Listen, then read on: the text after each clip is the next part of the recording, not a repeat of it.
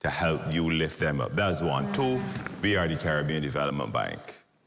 We are in the business of transforming lives. Forget all the statistics, forget all the data, forget all of that. The Caribbean Development Bank is in the business of transforming lives. And notwithstanding what may be happening in the geopolitical space, notwithstanding what may be happening on the other side of the planet or right here in the region, regardless of how difficult things get, our word to you as young people is that we will never turn away from that path. We will always be your Caribbean Development Bank, and we will do whatever it takes to transform your lives, because that is why we are here. Thank you. Thank you, Mr. Best. And can we thank all of the panelists here today and co-architects of a shared future and intergenerational dialogue. Thank you very much. After 66 steps, I'm Matea Cunningham. This is ZNS.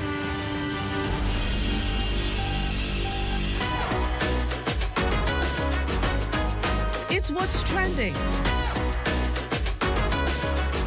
with Jiminita Swain and the Bahama Beauty at the Broadcasting Corporation of the Bahamas from Studio A.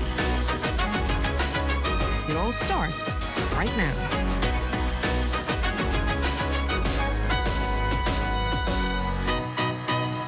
We made it through another day this Tuesday evening. We're bringing you the big personalities, inspiring stories, and the trends that everyone's talking about. Good evening, I'm Jiminita Swain, and this is What's Trending. Here's what's coming up on the show. From iconic landmarks to unforgettable cultural experiences, we'll hear what it was like to visit all 7 wonders of the world. On top of that, paradise isn't always what it seems. One Bahamian artist is challenging us to look beyond the postcard. And then we head around the world with Trend Tracker to get a feel of top trends in news and entertainment. We're just getting started. Don't go anywhere. What's Trending continues right after this.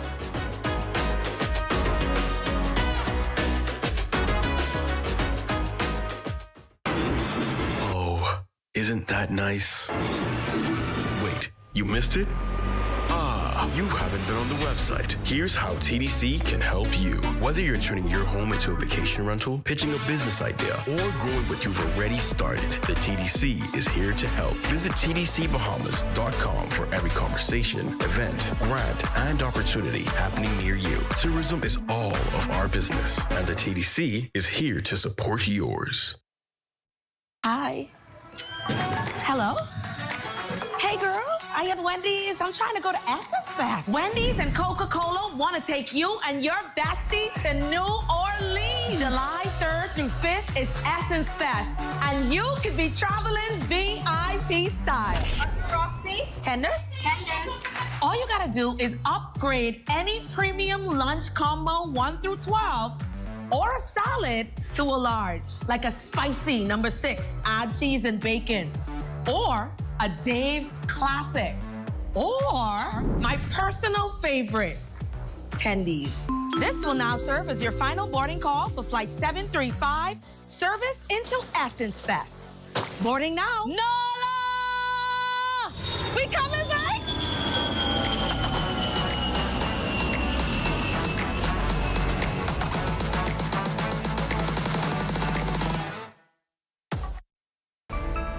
During a storm, your safety is priority number 1. Stay indoors and away from windows and avoid going outside. Keep a flashlight handy and tune in to all official updates. Never use candles. They are a fire risk. Stay calm, stay connected, stay safe.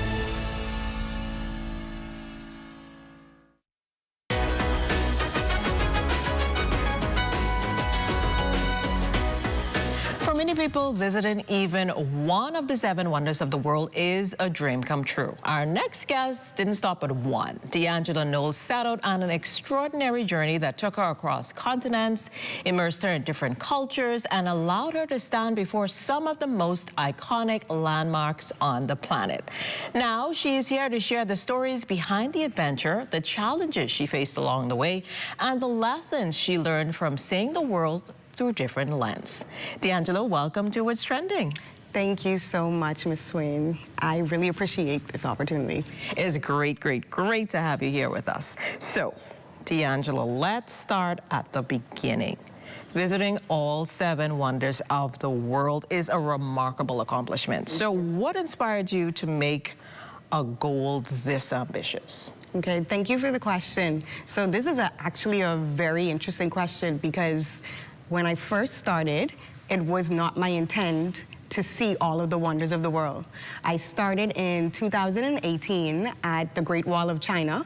I went to China for a graduation, had nothing to do with seeing a wonder of the world. However, during my downtime, I decided to visit the wonder of the world. Fast forward to a year later, I ended up going to Mexico and spontaneously saw Chichen Itza, which was my second wonder of the world. And I think after that moment, I said to myself, you know what, I can make this a thing.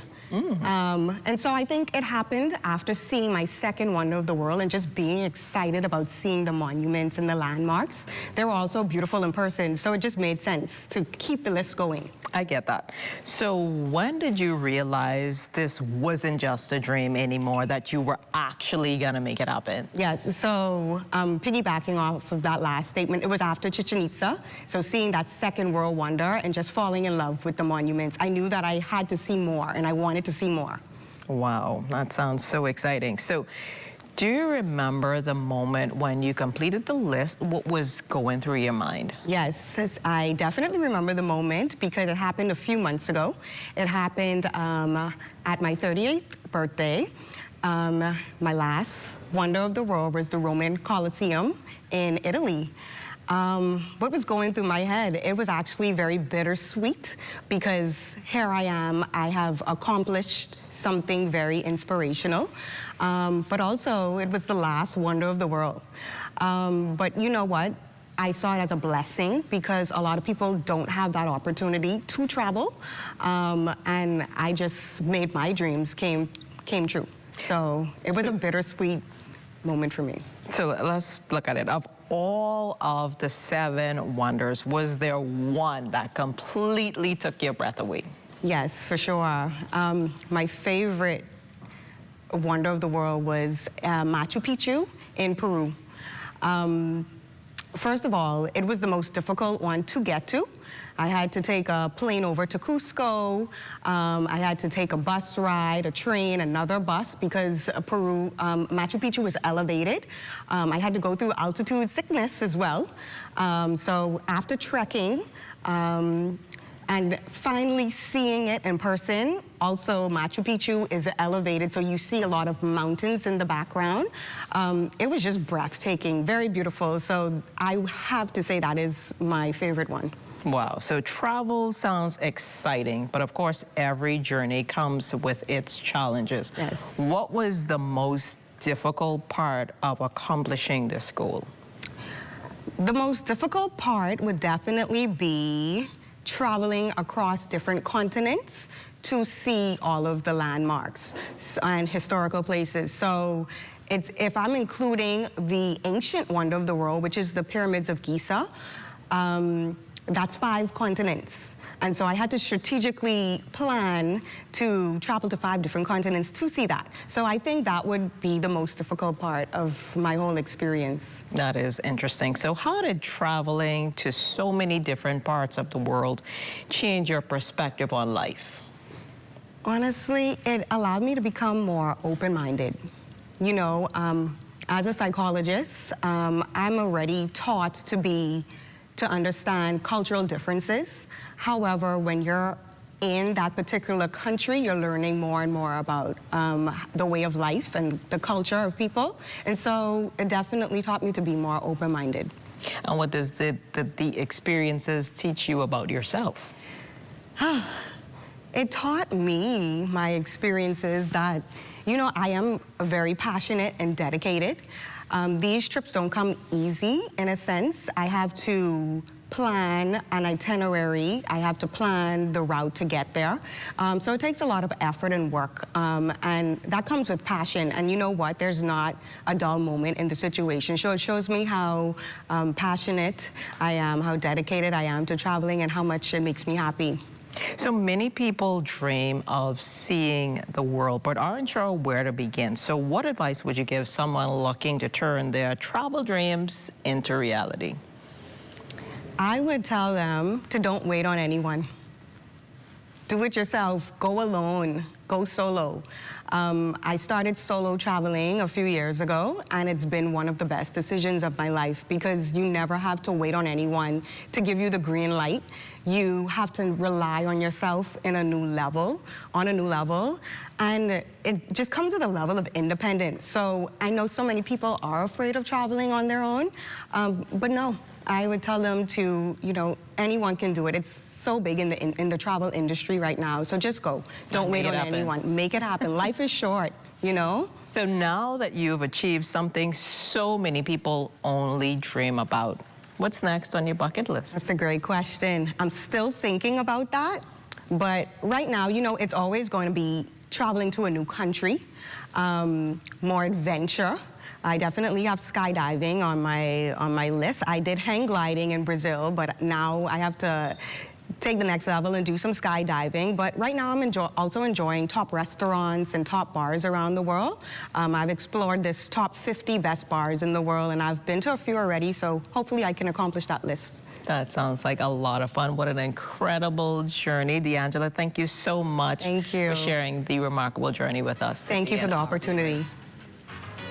Well, when we come back, we dive into culture in color. Stay with us.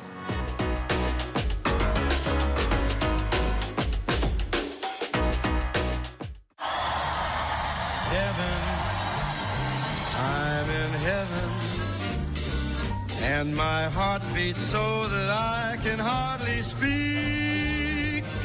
Out together, dancing cheek to cheek. I'm Jordan, by the way. Tom. Oh, isn't that nice? Wait, you missed it? Ah, you haven't been on the website. Here's how TDC can help you. Whether you're turning your home into a vacation rental, pitching a business idea, or growing what you've already started, the TDC is here to help. Visit tdcbahamas.com for every conversation, event, grant, and opportunity happening near you. Tourism is all of our business, and the TDC is here to support yours. Scotiabank knows your first home is where you finally get to say, this is me. It's where memories grow inch by inch. It's where hosting creates income and where your home can become a business. Or it's where little feet take their very first step into a future you've worked so hard to build. And we know how important it is to capture those special moments. At Scotiabank, our goal is to help you find a home for your first.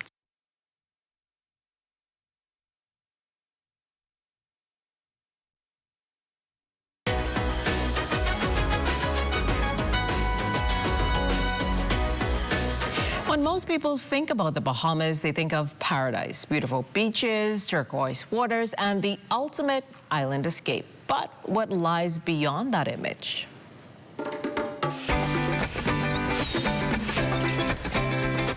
Culture and Color, presented by Dungaluk Studios Art Gallery. Through his latest exhibition, All-Inclusive, artist Dylan Rapiard explores tourism, culture, identity, and memory, challenging viewers to take a deeper look at how we define paradise. Dylan, welcome to What's Trending. Thank you. So great to have you here with us today. So let's start with the title, because it's one that most Bahamians and visitors are familiar with. Why did you choose the name All-Inclusive for this exhibition? I came up with the name because essentially I was trying to discuss 4 stages of what tourism and the Bahamian experience is. So I included what would be a kind of jokey tourist shop, like with pills and things that we would sell to tourists. Then went to being what the idea of a Bahamian aesthetic is, the idea of what it looks like to live in the Bahamas. Then continuing with the shell, went into actually painting the reality of what us as Bahamians live. And then the last part was just me, my experience in the Family Islands living and just watching the sunrise. I get that. So it includes all of those parameters of what I wanted to do. All inclusive. So the word paradise gets attached to the Bahamas all the time. So when you hear that word, what does it mean to you personally?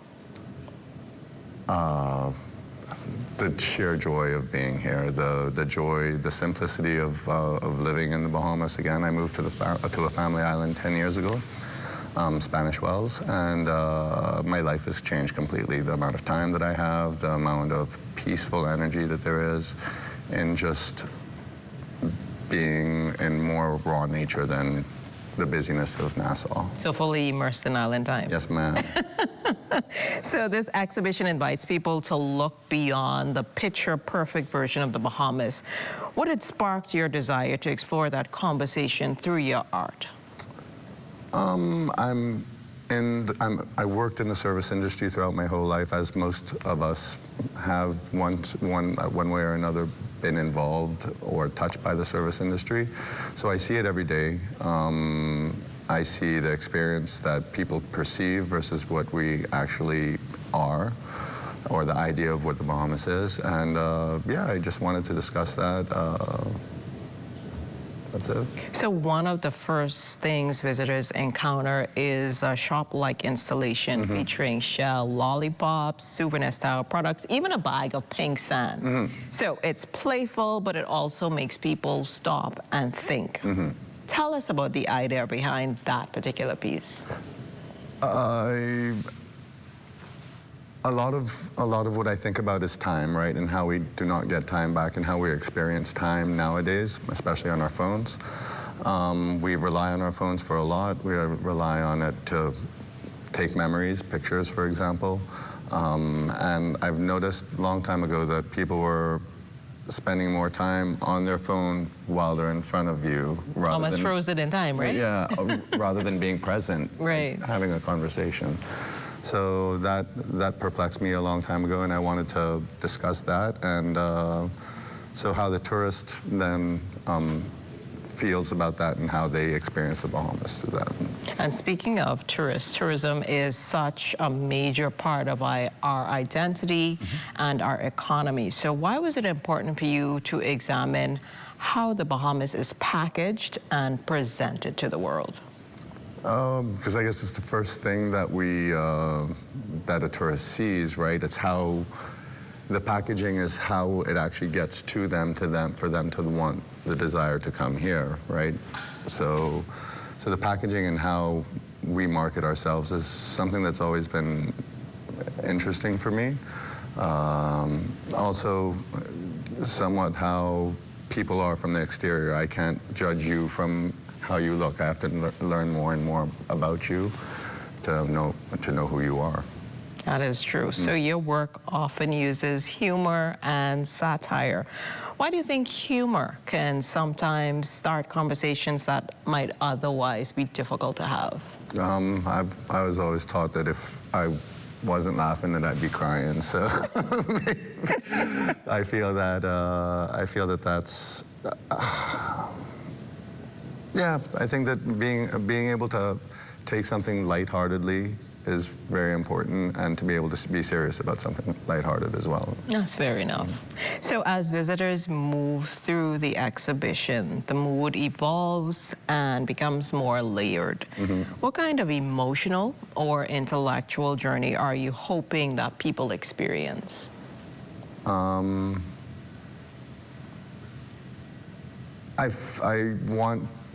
really wanted it to be very full. So the show, when you walk into it, isn't just a very minimalist show where 5 or 6 paintings are there. I wanted people to feel overwhelmed. And I feel that a lot of the resorts, etc., have that feeling in them when you go in there. You go to any of the casinos, ding, ding, ding, ding, ding, and there's tons of things happening. So I want people to feel that way, if I could say that. Was there one piece in the exhibition that challenged you creatively or carries a special meaning to you? Not in particular, no. I think they're all, the 4 different parts of the show have transformative ideas that are helping them. That makes a lot of sense. So, how visitors reacted in ways that surprised you since the exhibition opened? No, I think my message is getting taken very interestingly. So people have been laughing and having a good time and feeling exactly what I thought they would. So I'm very, very happy with that. That's good. So finally, after exploring paradise through this exhibition, what does paradise mean to Dylan Rapia today? Leave me alone. No. Is that just stay and enjoy your island? Let me be on my little island. No, but yeah, that is that. I enjoy traveling, and I enjoy also the peace and tranquility of being again on a family island. Not that, yeah. I like that. Yeah, well, Dylan, thank you so much for sharing your inspiring exhibition with us today. We definitely enjoyed it and continue to do well. Thank you very much. All the Same to best. you. Bye. Thank you. So when we come back, we take a look at what's tracking in our trend tracker. If you would like to be a part of What's Trending, DM us on Instagram at What's Trending on ZNS.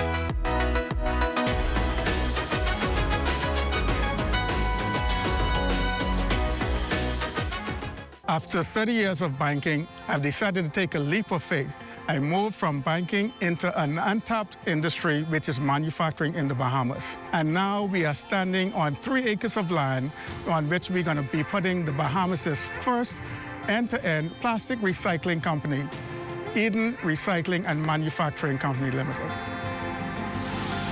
Eden has 2 arms, recycling and manufacturing. This is groundbreaking for us. It's never been done before.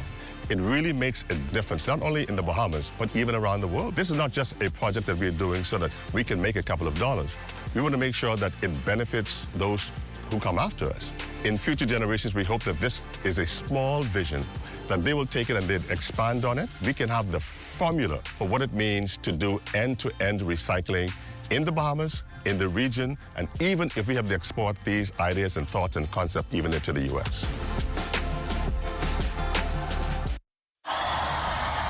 Heaven, I'm in heaven, and my heart beats so that I can hardly speak. Out together, dancing cheek to cheek. I'm Jordan, by the way. Tom. So the storm has passed. Danger may still be near. Avoid downed power lines and flooded roads. Check on your neighbors, especially the elderly. Only travel if absolutely necessary. Report hazards and stay informed. Recovery begins with caution and care. What's trending in business? Who's making major money moves and how's it shaping your future?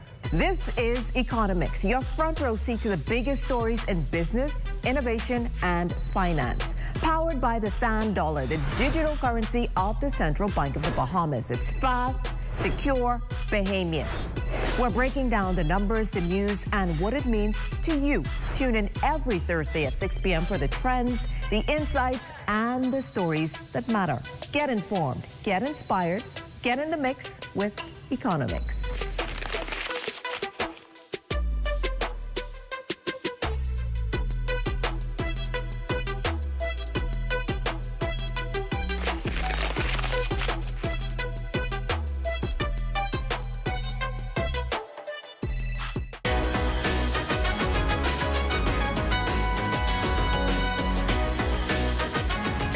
world never stops moving, and neither does the news. From international headlines to the stories everyone is talking about, here's your quick look at what's trending around the world in today's Trend Tracker.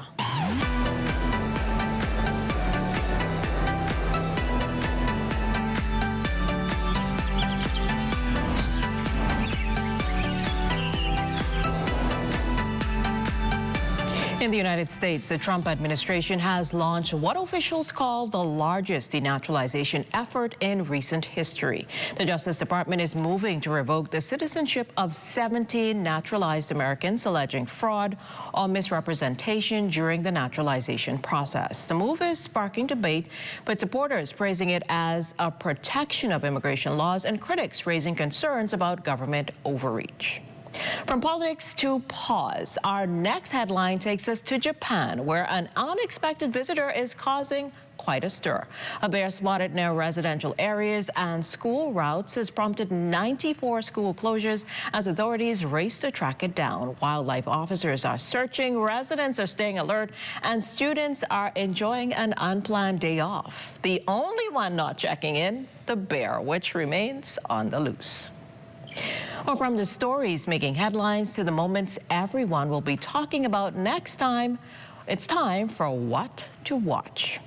Netflix has some good news for mystery lovers. A Good Girl's Guide to Murder has been renewed for a third and final season, meaning fans will get to see Pip Fix Ambio's story through to the very end. The final season will complete the adaptation of Holly Jackson's best-selling trilogy, a rare win and an era where many young adult series never get the chance to finish their stories. For fans of the hit Whodunit, the final clues are officially on the way.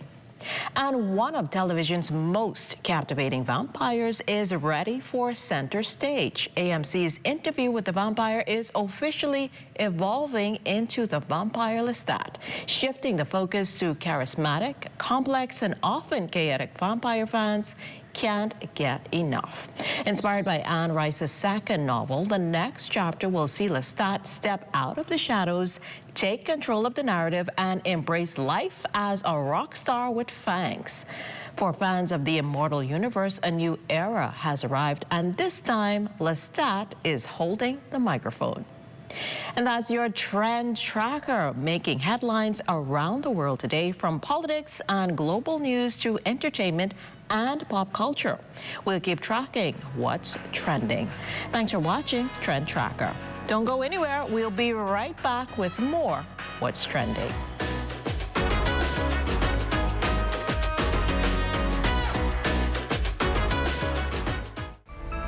During a storm, your safety is priority number one. Stay indoors and away from windows and avoid going outside. Keep a flashlight handy and tune in to all official updates. Never use candles. They are a fire risk. Stay calm, stay connected, stay safe.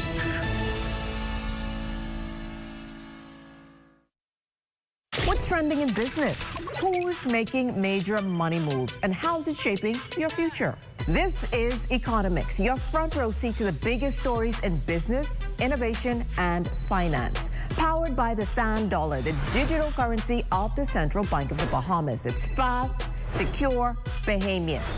We're breaking down the numbers, the news, and what it means to you. Tune in every Thursday at 6 p.m. for the trends, the insights, and the stories that matter. Get informed, get inspired, get in the mix with Economics.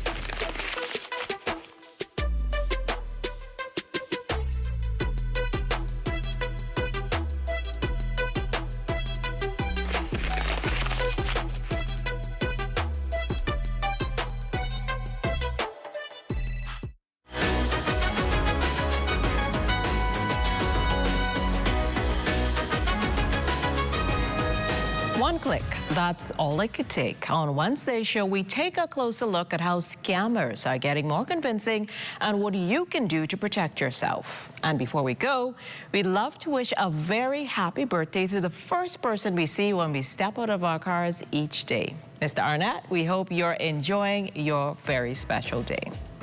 And that's a wrap for What's Trending. Thanks for watching. Follow us on Instagram at What's Trending on ZNS, and we'll see you tomorrow at 6 p.m. Until then, stay connected.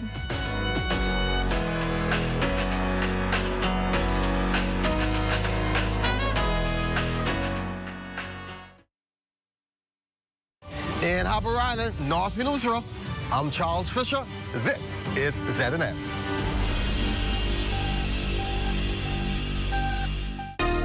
This is the Bahamas Tonight, the Northern Edition. Here's a look at tonight's top stories. West Grand Bahama MP voices support for the government's 2026-2027 budget. Cost right officials say the new members-only model will benefit customers in the long run. 3 people displaced after an early morning house fire.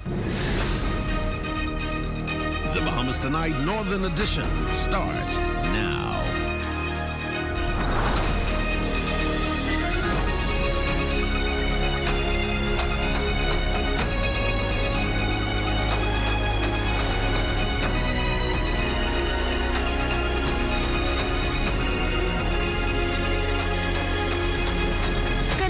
Welcome to the Bahamas Tonight, the Northern Edition. I'm Shalia Roll, and as always, it's a pleasure to have you with us. Topping the news tonight, the Member of Parliament for West Grand Bahama is backing the Davis administration's 2026-2027 budget, saying it is expected to address key constituency concerns and support ongoing development across the area. During his contribution to the budget debate in the House of Assembly, Kingsley Smith Jr. highlights issues including road and drainage improvements, the completion of the West End Police Station, and efforts to expand access to home ownership. Jolanda Thompson Everest leads us off tonight.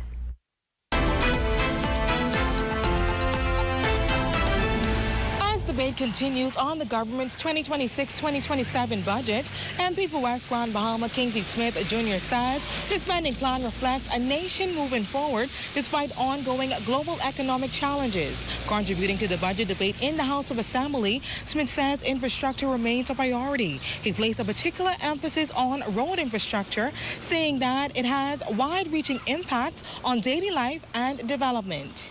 Every damaged roadway creates unnecessary costs for working families. Every deteriorating street sends the wrong message about our communities.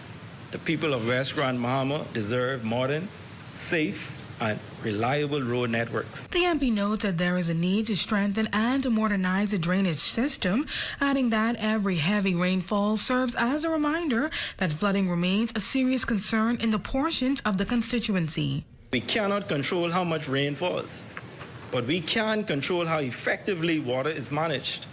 That means improving drainage networks. That means maintaining canals and watercourses. That means investing in modern flood mitigation systems. He also points to home ownership, stating it remains one of the most powerful vehicles for wealth creation and family stability. He expresses that a home represents dignity, security, and a lasting stake in the future for families. When young families are able to purchase homes, communities become stronger. When citizens have stable housing, social outcomes improve. This administration has already demonstrated a commitment to expanding housing opportunities throughout our country. A number of other key priorities for West Grand Bahama were also highlighted, including the completion of the police station, as well as ongoing work tied to climate resilience. Smith further pointed to the importance of strengthening seawalls, improving and maintaining clean communities, and ensuring reliable access to safe drinking water, saying these areas remain central to both community development and long-term sustainability in the constituency. Completion and strengthening of this facility will improve police presence, enhance emergency response capabilities, and provide residents with greater peace of mind. Resilience must be built before disaster arrives. That is why I continue to advocate for the strengthening and extension of the seawall in West End. Clean communities contribute to public safety. That is why I continue to support a comprehensive and sustained cleanup initiative throughout West Grand Bahama. For the Bahamas Tonight, the Northern Edition, I'm Jolanda Thompson, Everest. Now, the 2026-2027 budget communication unveiled plans for the construction of a new high school on Grand Bahama. Education Minister, the Honorable I. Chester Cooper, says the growing need for classrooms are due to the climb in the island's economy.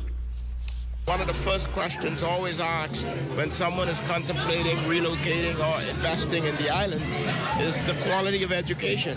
And we're not building a school for today, we're building a school for tomorrow. So if we look at all of the investments in the pipeline, that will mean more people returning to Grand Bahama, coming to Grand Bahama to live and work. And education is fundamental to the growth and development of our economy on the island of Grand Bahama. The ministry has yet to release details on the school's capacity, grade levels, or cost, with the minister noting no specific timeline for construction has been announced and more details will be revealed in the 2026-2027 budget communication debate. However, he did inform that officials have already visited a potential location for the school and will be moving forward on the project. A visitation and a selection of a location. We have started the process already. It's in design phase, etc.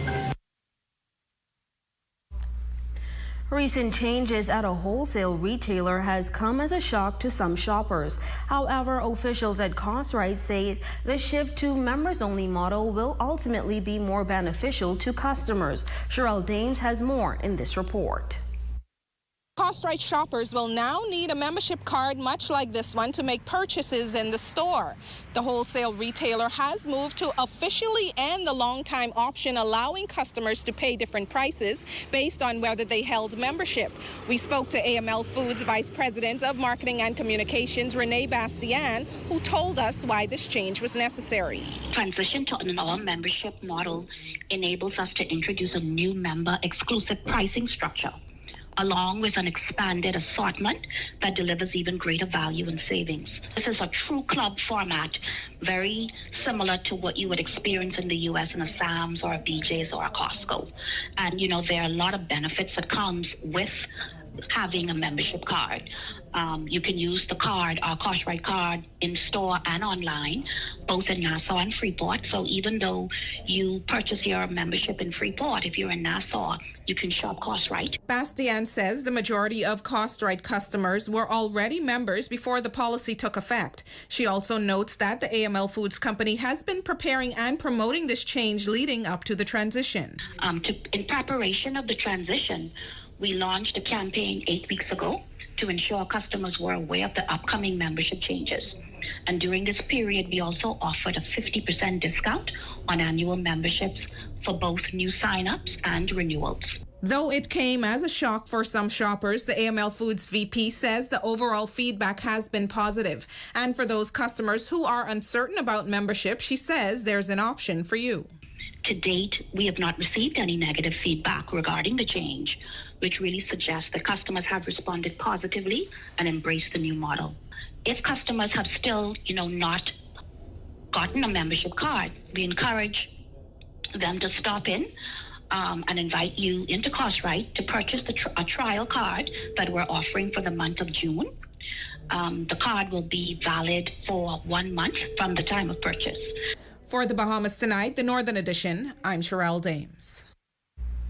Known for decades as a top destination for tourism and affordable health care, Cuba is facing ongoing challenges ranging from power outages to shortages of basic goods.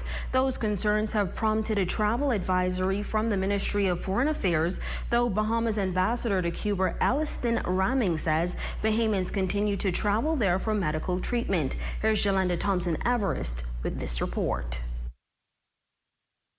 For decades, Cuba has been one of the top destinations for Bahamians seeking affordable health care and medical treatment. But beyond the well-documented challenges on power outages, fuel shortages, and limited access to basic goods, the island is facing another issue that could directly impact those planning to travel there.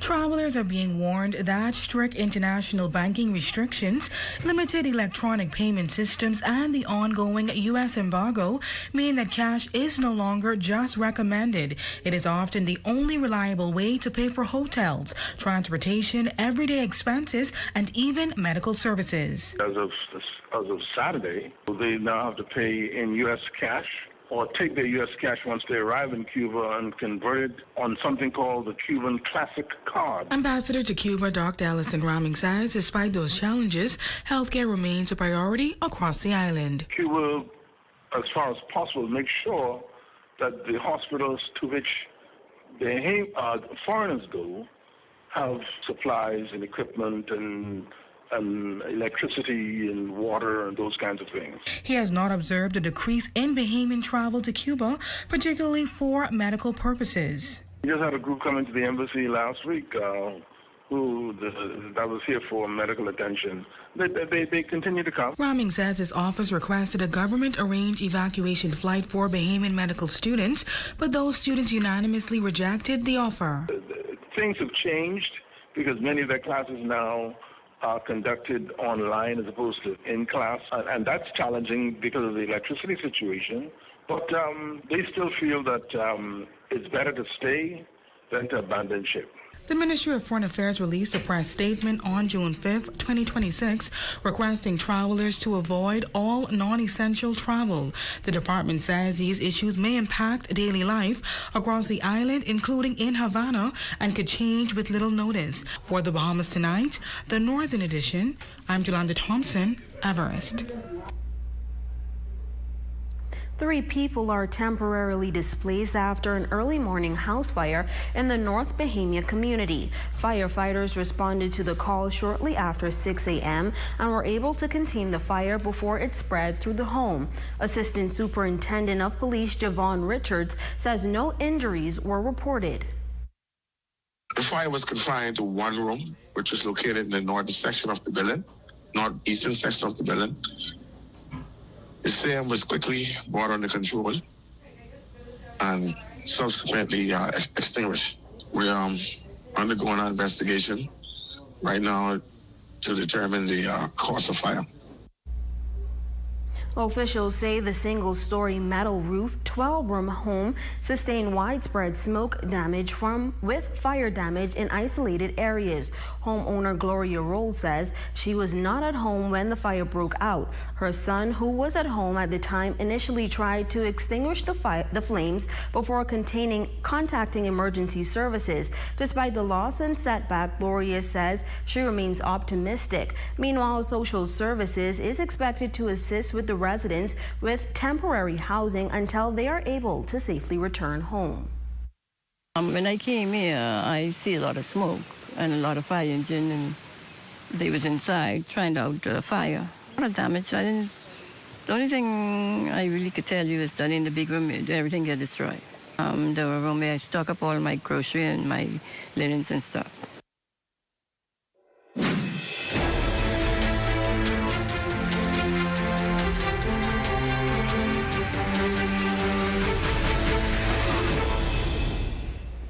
In news from police on Abaco, police on that northern island are providing an update regarding a viral video circulating on social media that depicts the assault of a man on Moores Island, Abaco on Friday, June 5, 2026.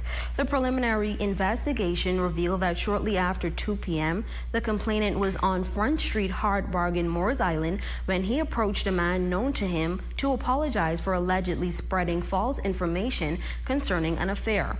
According to the complainant, the man, along with another male, became aggravated and physically assaulted him repeatedly. The complainant reported that after being struck multiple times about the body by both individuals, he subsequently sought police assistance. As a result of the investigation, police arrested the 2 men involved, aged 64 and 40. Both men were subsequently charged with assault and granted police bail. They are scheduled to appear before the magistrate court in Marsh Harbor on Wednesday, June 10, 2026 at 10 a.m. And still to come. Commonwealth Bank receives the prestigious Blue Diamond Award. That story, sports, and more when we return.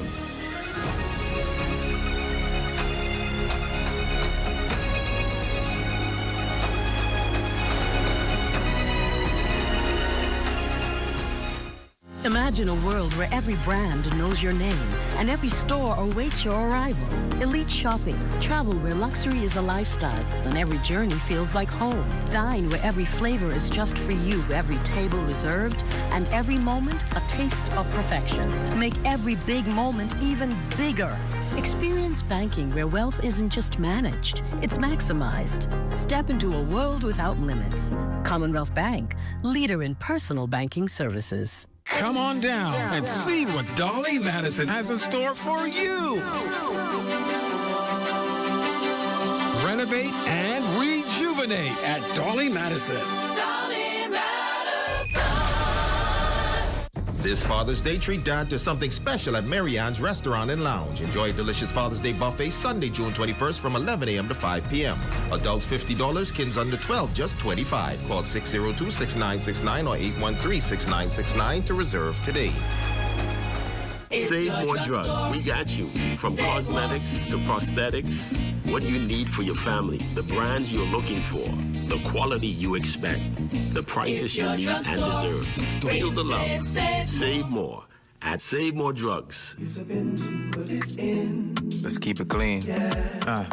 Put it in the trash, my guy. Not on the ground, not on the beach, not in the bush, not in the street. No. Yeah, just put it in the trash, my guy. Not on the ground, not on the beach, not in the bush, not on the streets. Just put it in the trash, my guy.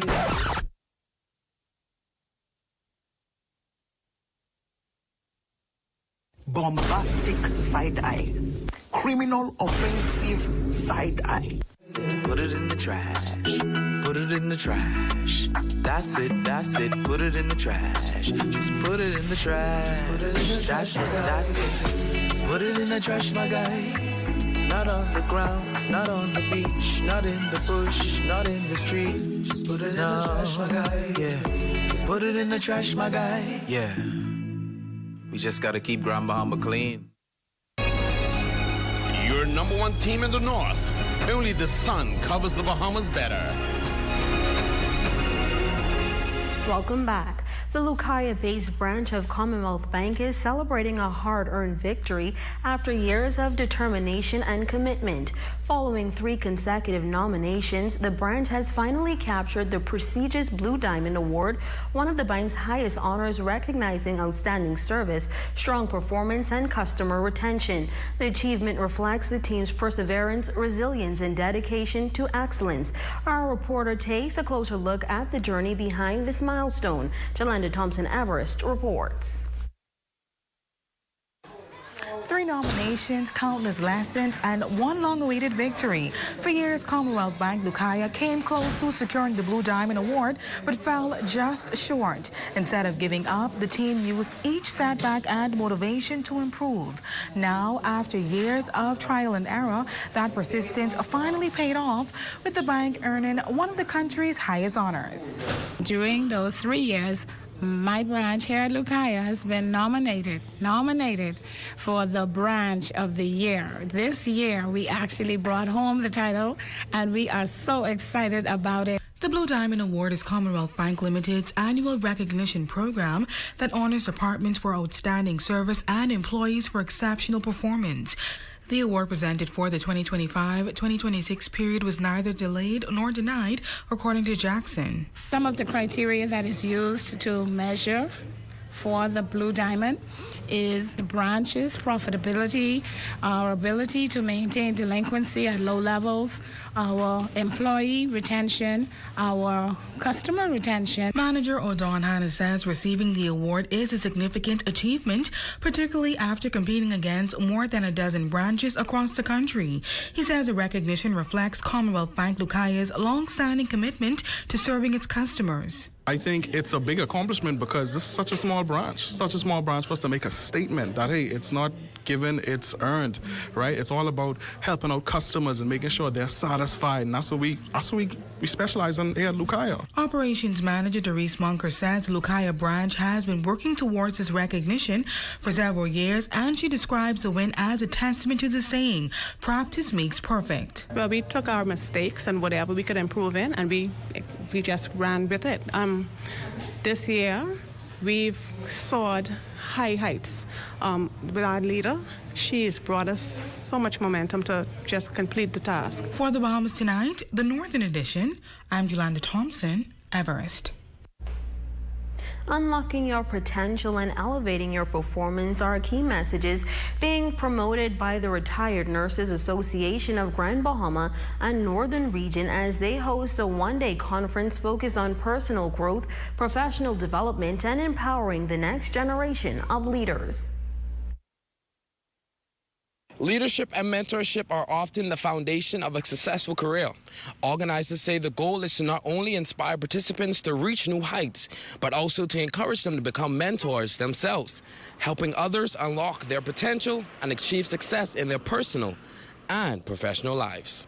Mentorship is very important because when you would have left, you should have poured everything into the next generation coming up.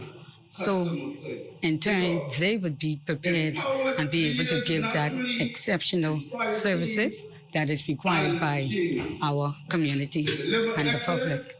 Retired nurses with giving back in mind were at the heart of this conference. Collaboration was the pulse of the event, with various departments coming together to make it a success. And while many may be retired, they proved they still have a lot of patience to give. Speaking with one of the future nurses and a collaborator, it was clear the impact of this event left a lasting impression. I always say the tide rises with leadership. So if leadership goes, so does leadership go, so does the workplace goes. And when you develop good leaders are able to pass that on to their teams and their teammates and build up one another together. And that is important for us because we are a service-oriented destination.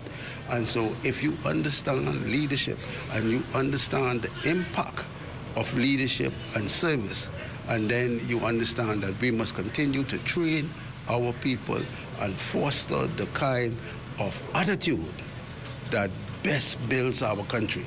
And leadership is the foundation for it.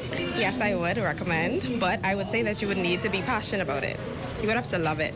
You would really have to love it, because when dealing with patients, clients, and community, you have to realize that they are sick, Their emotions are different. Sometimes they come off aggressive, sometimes they come off nice. But if you're passionate about it, you would want to serve that person. For the Bahamas Tonight, the Northern Edition, I'm intern Aaron Burrows.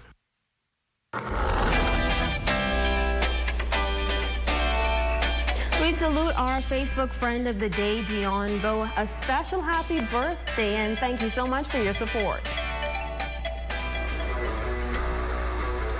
That's a look at stories making news. Shane, what's happening in sports? Shalia, it was a big night for John Quill Jones, but not in the way you would imagine. Y'all just gotta stick around to see what we're talking about. I can't wait to see. That's coming your way next. Stay with us.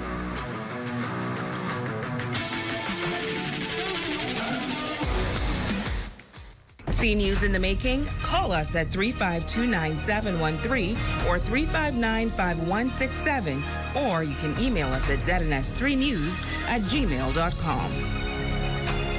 This Father's Day, treat Dad to something special at Mary Ann's Restaurant and Lounge. Enjoy a delicious Father's Day buffet Sunday, June 21st from 11 a.m. to 5 p.m. Adults $50, kids under 12 just $25. Call 602-6969 or 813-6969 to reserve today. Save more drugs, from cosmetics to prosthetics. What you need for your family, the brands you're looking for, the quality you expect, vitamins you need, and prescriptions you came for. Feel the love. Save more at Save More Drugs. Have the following supplies on hand at the start of the hurricane season. A minimum 3-day supply of water, which provides 1 gallon of water per person per day. Minimum 3-day supply of non-perishable food items. Flashlights and extra batteries. A battery-powered radio to receive broadcasts that will keep you informed of the storm. A first aid kit. A 7-day supply of any prescribed medication. Don't be caught off guard this hurricane season. Be prepared. So if you're thinking about it, just do it. You know, I was battling over whether I should do it or not. And I said, you know what, let me just make the decision and come out and do it. Like they say, you know, commit to be fit. And so I came out, and when I saw the results and I saw the improvements, I was just motivated to keep going and going and going. So I'm looking forward to the next boot camp. Great. So I'll be there. So if anybody's thinking about it, you know, if it wasn't good, I wouldn't come to the next one. So I will be at the next one. So I encourage you to come too.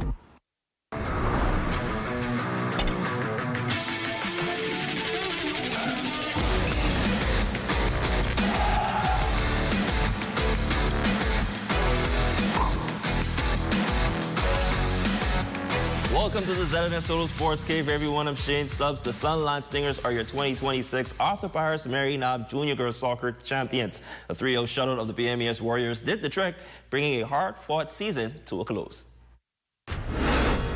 They worked hard. We have some of our girls who are actually in programs, weekend programs. So the skills, the necessary skills, and the level, they actually came in with something to offer to the team, and so we capitalized on it. Getting this championship, it means a lot to us, especially to our girls. They came out, they were very much prepared for it. Azara Nesbitt had the golden boot, finding the back of the net twice, crowning her with the 3 initials every athlete loves to hear, MVP. It feels great to be a champion, to get championship names for my school. My coach Townsend, she's very uplifting for all of the team, and she helps us through every single game, no matter we losing or winning. But it's all to God, and I'm grateful for my team. Meanwhile, the BMES Warriors and Sister Mary Panthers needed penalty kicks to decide a winner after a 3-3 draw in regulation, and the Warriors would prevail, winning the shootout 4-2. Torren Knowles is your MVP. Next up, Bahamas champs are through to tonight's title game at the Pony Caribbean and Latin American 14U Baseball Championships at the Andre Rogers National Baseball Stadium following a 10-0 shutout of Venezuela in the semifinals earlier today. The number 2 ranked Bahamas champs will take on 1-seeded Puerto Rico, who defeated Bahamas hosts to earn their spot in tonight's championship. Bahamas host and Venezuela will go head-to-head in the bronze medal contest. While Jonquil Jones was a late scratch due to illness against her former team in the Connecticut Sun on Monday night, that didn't stop the Sun from recognizing Jones as one of their legends. The Holmes Rock native had her number 35 jersey hung into the rafters as the Sun honors former players before the franchise moves to Houston next season. The Sun traded for Jones in 2016 on draft night, where she spent her first 6 years in the league. In that time frame, JJ steered them toward 2 finals appearances in 2019 and 2022. She also won league MVP as a member of the Sun in 2021.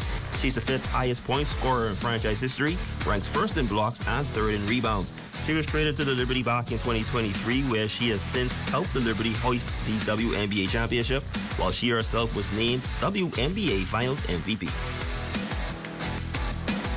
And that's my time, everyone. Your local forecast is next. I'm Shane Stubbs, and as Donald McGannon once said, leadership is an action, not a position. Tonight's weather forecast is brought to you by Royal Star Assurance. 'Cause it's so beautiful.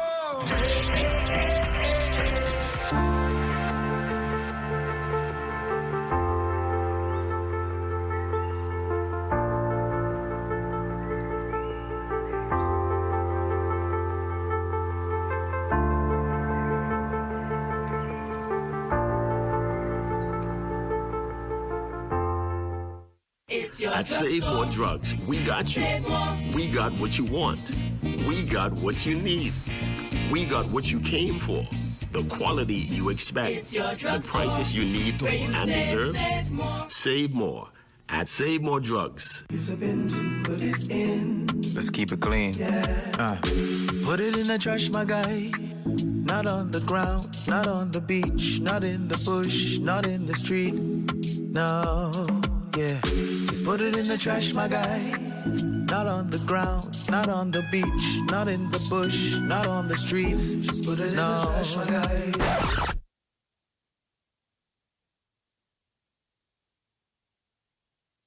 Bombastic side eye. Criminal offensive side eye. Put it in the trash. Put it in the trash.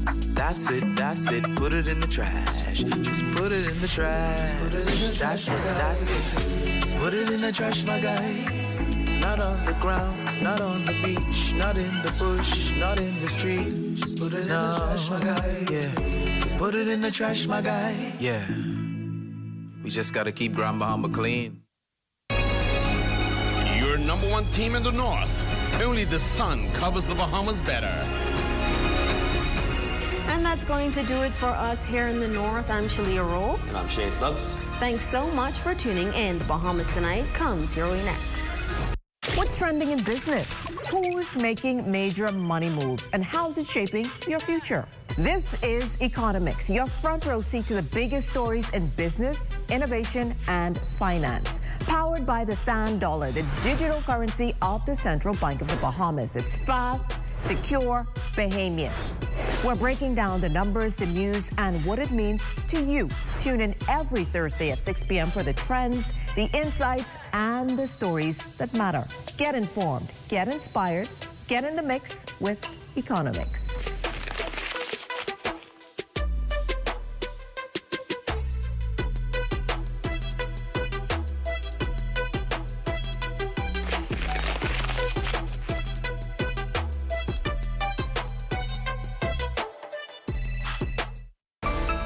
During a storm, your safety is priority number one.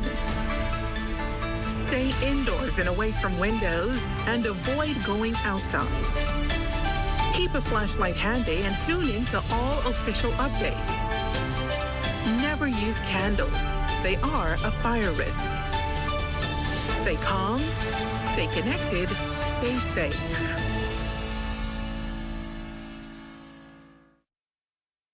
In Harbour Island, North Neutral, I'm Charles Fisher. This is ZNS.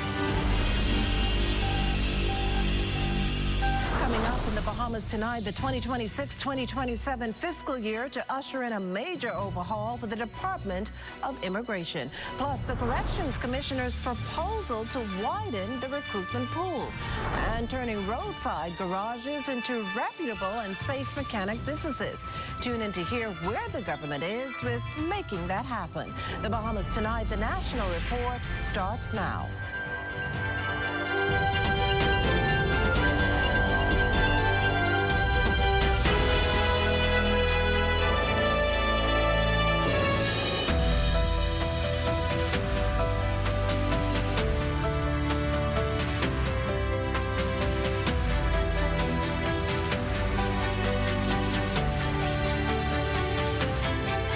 Good evening, everyone, and welcome to the broadcast. A pretty tense moment in the House of Assembly this afternoon as lawmakers clashed over a controversial issue, prompting the Speaker to send a matter to the Committee of Privilege, one of Parliament's most powerful investigative bodies.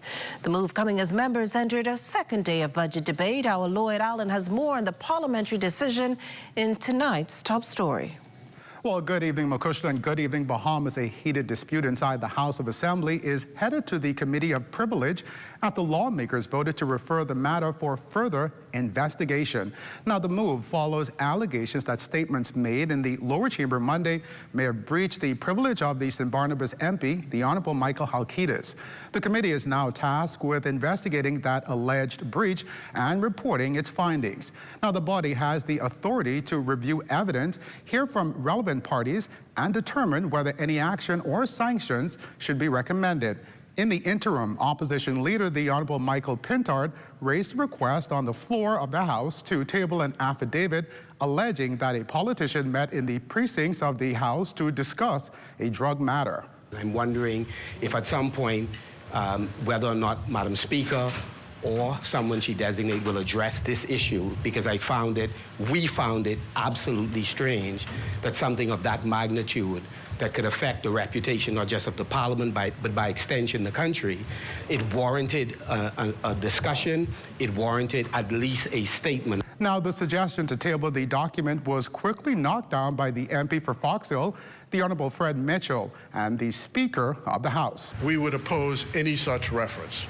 It is untested, it is prejudicial, and it holds no place in this Parliament.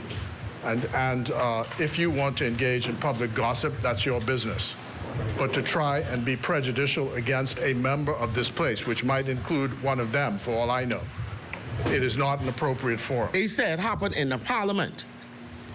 Of course I care if it happened in the Parliament, but where are the facts? Where's the truth behind it? Where is the evidence? And once I would have had that, then I could address from this chair. But I cannot go off gossip. The committee's findings are expected to be tabled in the House at a later date, and depending on its conclusions, it could recommend a range of actions or determine that no breach occurred. Named to the committee are the MPs for Centerville, Marathon, Angliston, St. Anne's, and Killarney. Reporting live in studio for the Bahamas Tonight, I'm Lloyd Allen.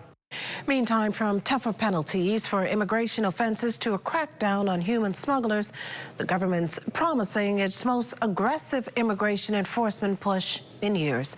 Leah Cooper has more on the debate taking shape in Parliament. The government is unveiling what it calls a blueprint for a more secure immigration system. This much coming from Minister of State for Immigration, the Honorable Darren Pickstock. He says there's 9 priority areas, which include a national maritime surveillance network, biometric e-gates, daily fines for visa overstays, and harsher penalties for employers who hire undocumented workers. The ministry also plans to launch a Bahamian e-Verify portal, create an immigration fraud intelligence unit, digitize immigration services, and use artificial intelligence to detect fraud. We are moving decisively towards the implementation of a comprehensive integrated border management system, a transformative initiative that will connect critical border functions, improve operational efficiencies, and provide our officers with the tools necessary to effectively manage migration and security threats. The plan also calls for mandatory sentences for officers who facilitate immigration fraud, stronger re-entry bans for deportees, and a new migrant health insurance scheme. The announcement comes as the government reports that more than 2,000 illegal migrants were repatriated between July 2025 and May 2026. Minister Pickstock also issued a warning to those considering breaking the country's immigration laws. If you are a foreign national, do not seek to come to the Bahamas illegally. Whether you are a Bahamian citizen or foreign national, do not use forged documents. And no Bahamian citizen should harbor or employ a foreign national who is in the Bahamas illegally. The government says its latest immigration reforms are about stronger enforcement, not easier access. While critics warn of potential loopholes, officials insist the changes will tighten oversight while keeping existing citizenship requirements firmly in place. For the Bahamas Tonight, I'm Leah Cooper. Well, still on House News, Finance Minister, the Honorable Michael Alkeid, is using his budget contribution to defend the government's decision to remove value-added tax on all unprepared food items. And this amid warnings it could lead to higher prices in local food stores. Last month, SuperValue's Slate President Rupert Roberts said the VAT elimination could cost the company over $1 million a year and impact future pay raises for staff. But according to the minister, critics are overlooking the policy's broader economic benefits. Madam Speaker, this reform is a net positive for consumers. The exemption of VAT on food directly reduces prices at the checkout, putting immediate relief in the hands of Bahamian families. As prices go down, demand goes up, households are able to purchase more or reallocate spending in other ways that improve their overall standard of living. And importantly, Madam Speaker, we do not feel that it is a negative for business. In fact, it is a net positive. Higher demand leads to greater sales volumes, and in most realistic scenarios, higher volume offsets and can exceed any increased cost. Mr. Alkeid says one must also consider the broader support provided to businesses. The government has already taken steps to offset one of the largest cost drivers outside of labor for the retail food industry, and that is electricity. All businesses that sell food benefit from this approach, and new businesses are able to offset the VAT costs on electricity, significantly improving their operating environment. Well, we can also tell you tonight that the Bahamas Parks and Beaches Authority is facing a major transformation. Its new head promising renewed transparency efforts, security, and technology. Once again, here's our Leah Cooper, who tells us more in this next report. Amid reports of significant overspending at the Bahamas Parks and Beaches Authority, Chairman and Nassau Village MP Jamal Strawn is stepping forward with a plan to shake things up and get the agency back on track. We have a tremendous opportunity to build a stronger, more transparent, and more accountable, more responsive, and more modern organization that truly serves the Bahamian people. First on the agenda, a comprehensive resources and operational audit. We are taking a hard and honest look at our real, true staffing capacity and structure, our operational systems, our policies and procedures, and our reporting mechanisms, Madam Speaker, as well as our procurement practices and our overall institutional capacity. We must know exactly where we stand before we can chart a course to where we're going. Next, Strawn promises transparency. We will publish updated policies, procedures, and operational guidelines on the authority's website so that the public can clearly see how the authority operates and how decisions are made. On a point of order, Long Island MP Andre Rollins highlights what he believes is Strawn's underlying message. If he is to say that he is going to be doing all these things to bring beaches and parks into the 21st century, it is an acknowledgement that we got absolutely no value out of the $141 million that was spent in the last 4+ years. Another pillar of importance under Strawn's leadership is security. In fact, he says the authority has already began reviewing security requirements at public parks and beaches. Madam Speaker, this review will lead us to the deployment of additional security personnel at strategic locations in the persons of park wardens, Madam Speaker. Madam Speaker, park wardens will be deployed. These men and women on the ground will provide oversight, Madam Speaker, engage with the public, monitor compliance, and support visitors. He adds that the authority will also lean into technology by installing CCTV surveillance cameras. He also revealed that additional lifeguards will be deployed, and he's also amping up beach cleanup efforts on a daily or bi-daily basis. For the Bahamas Tonight, I'm Leah Cooper. Well, coming up, the government moves to rid the eyesore of roadside garages here in the capital. There's more news in a moment. There are some things that are undeniably Bahamian. A good count salad, junkanoo, the way we worship, the way we take care of one another, all undeniably Bahamian. And right in the midst of our iconic things, places, and people is Commonwealth Bank. Increasing access, sponsoring dreams, working alongside Bahamians to increase the quality of their lives for more than 60 years. Commonwealth Bank, nothing more than being Bahamian. Commonwealth Bank, leader in personal banking services. The week moves fast. Move smart with KFC. Monday, start with crunchy deals. Tuesday, you already know, it's crazy. Wednesday, don't break the 20. Thursday, grab the Rap Star for $8.95. Friday, you made it. Grab the Crunchy Deals Value Box for $9.95. Saturday night, we got you covered. And Sunday, no stoves today. The fill-up box feeds the family. Outsmart the week with KFC.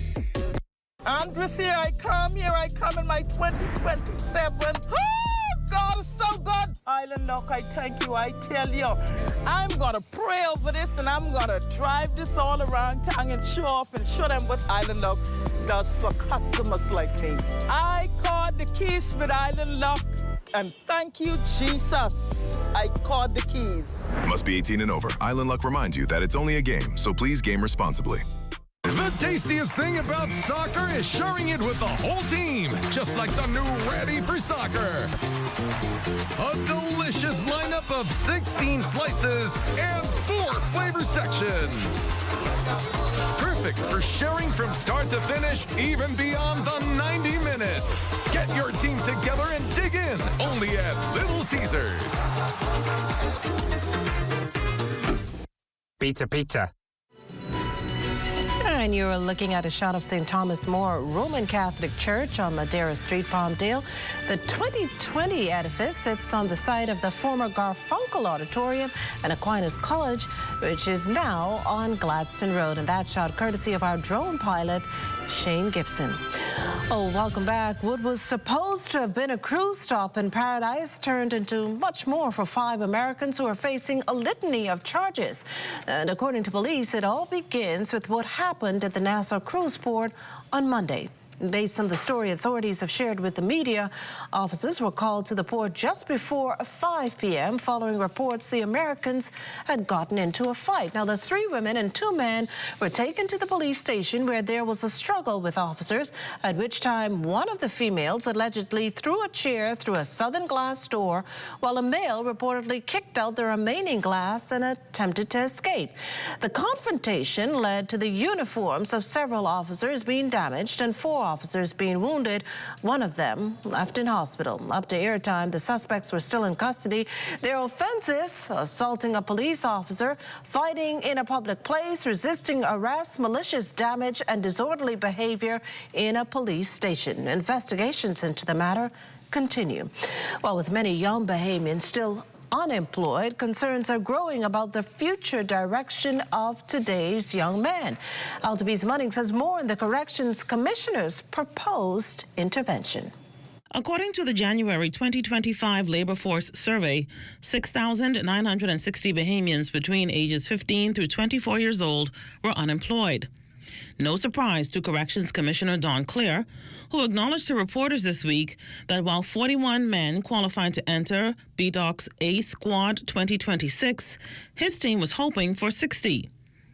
To attract more men into the uniformed branches, Commissioner Clare proposes the government enlists primary-aged boys into the National Youth Guard program. And to back this up, he reminisced about challenges surfacing from young men residing in the country's major population centers as opposed to the Family Islands. They tend to want to gravitate towards a gang. They tend to want to be the bullies in class. They tend to want to be the clown in the class. And when the years has passed them, then they want to blame the government or anybody else. I can't find a job. But you can't find a job because you're not qualified to do so. Commissioner Clare spoke to another stumbling block, a shortage of men with specialized skills. If the young men can go to BTBI to learn a skill, let's say carpentry, plumbing, masonry, joinery, those persons will be welcome into the fold of the Bahamas Department of Corrections. But right now, it's not just about bodies. We are looking for skilled bodies to join our ranks. But in the end, the Corrections Commissioner puts the blame of society's at-risk young men squarely at the feet of parents. We have over 1,700 men in this prison right today. And if you ask the parents, all of them are good men. But we know one ain't good. That's just the way it is. We have to invest in our young men. A lot of them should have been on the job today. Who's in here? But again, the parent has failed. You can't go and tell a child get 15 years old to try to bend the child. From 2 years old, you start instilling them that hard work pays off, good work pays off, honesty pays off, education pays off. For the Bahamas Tonight, I'm Altaviz Munnings. Well, the Corrections Commissioner making those comments during the start of the A Squad 2026's training exercise Monday. It was there that Commissioner Clare cautioned the large number of female recruits that they will be terminated after any wrongdoing as he, quote, massages the male recruits to try and get them in line, even though they will be fired too if any rules are broken. Well, Minister of National Security, the Honorable Miles Laroda, who revealed in the House of Assembly Tuesday afternoon that he met with the Corrections Commissioner and strongly disapproved of his remarks. He told me that his conversation was made in a jovial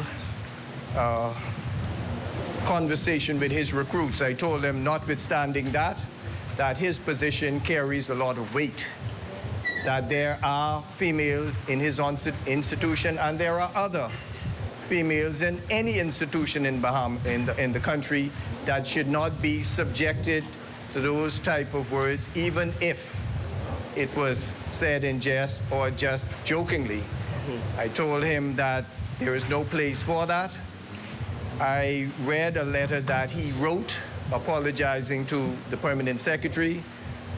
Myself and the permanent secretary will meet with the commissioner again sometime this week to further discuss the matter.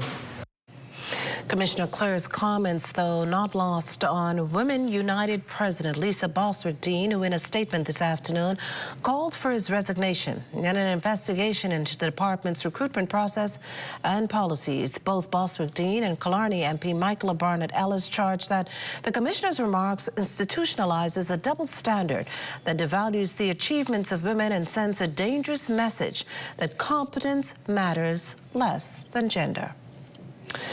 Well, in other news tonight, a Bahamian company has secured nearly $400 million for a liquefied natural gas plant on Clifton Pier. Welcoming the move, Energy Minister, the Honourable JoBeth Colby Davis. Partnerships that has been happening since the planning out. It takes a lot to get us to that point in the grid, but the terminal is a key part of that. Building that regasification LNG terminal out at Clifton and then having that provide the LNG into the generation. The conversion of those engines would allow us to then see LNG being as the fuel that goes into the grid to provide power.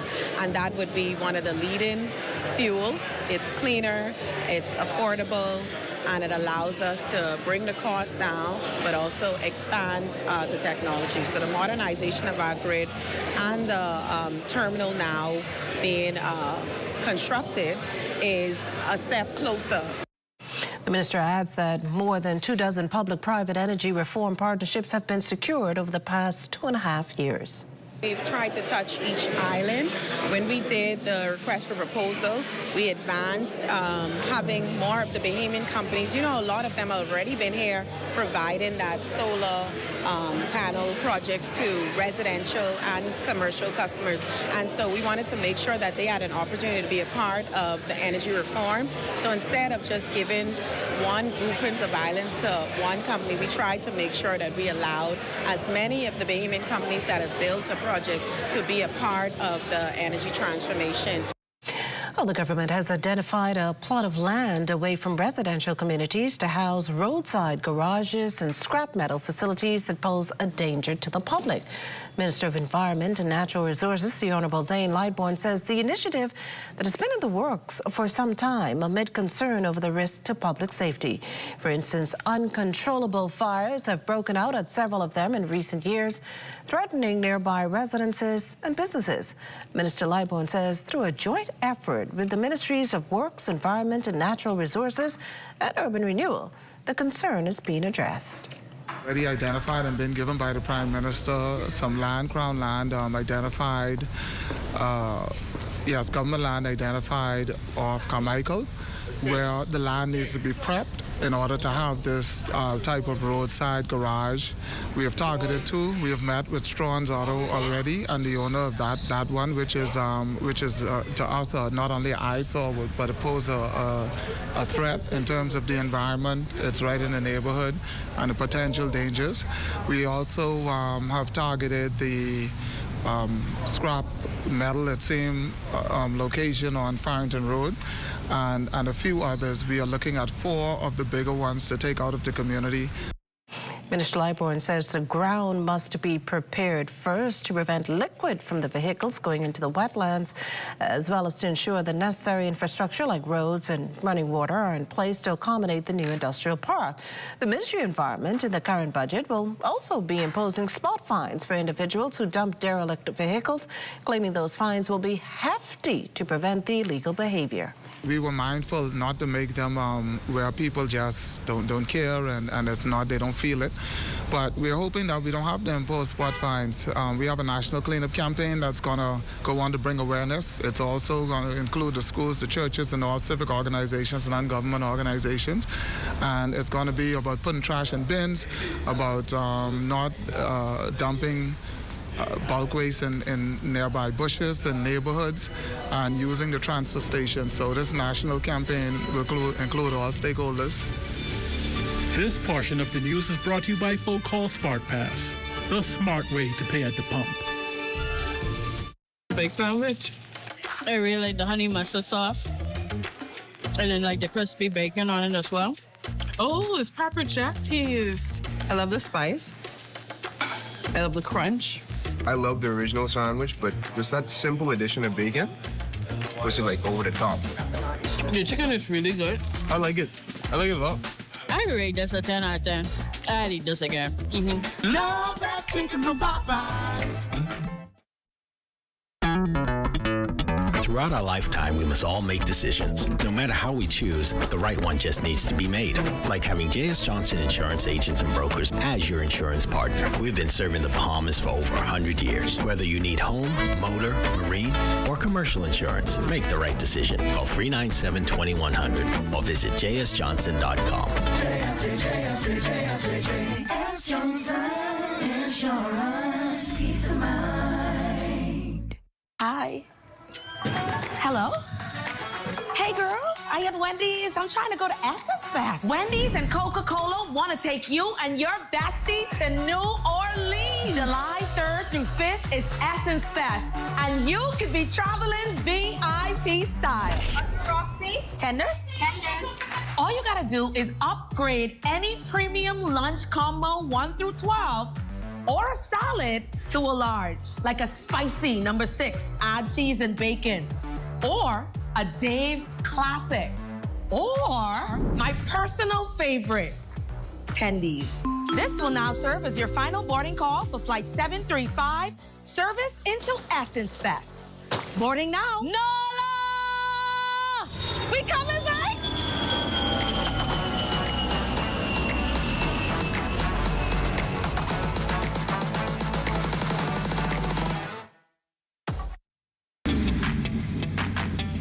Introducing the Focal Smart Pass app that helps you to fuel up faster. Here's how it works. Download the app on the App Store or get it on Google Play and create your profile with payment details. Visit your nearest Shell station, open the app, scan the pump's QR code, select your payment amount, and begin fueling. Say goodbye to cash and cards because the Focal Smart Pass offers secure and convenient payment options right at your fingertips. Download Focal Smart Pass now and fuel up faster today. Well, it's about that time when we check on in with Royston and Marlena for a sneak peek of what's coming up in Access Now. Good evening, Makushla. How are you? In this very bright yellow, wonderful colors. I'm glad the primary colors have returned. It's now the season. It's acceptable now. But coming up in Access Now tonight, my dad always said, if you bargain life for a penny, life will pay no more. Well, the Penny Savings Bank of the Bahamas has a special offer. After 90 years, it's going to offer more financial freedom to Bahamians. Interesting. Well, there you go. There's an opportunity there. And then, you know, last night we introduced everyone to some of our friends down at Dolphin Key. Oh, yes. And tonight we're taking people back to show you it's more than just some of the fun and entertainment you can see while you're there. There's also their rehabilitation program, their rescue efforts, and their release efforts. So it's not just all life in the pools for the dolphins. A lot of them make it back out to sea. So we've got all those details coming right up with us later. I see you're all about making us jealous on this side, but hey, stay with us. The Bahamas tonight. The National Report continues after this.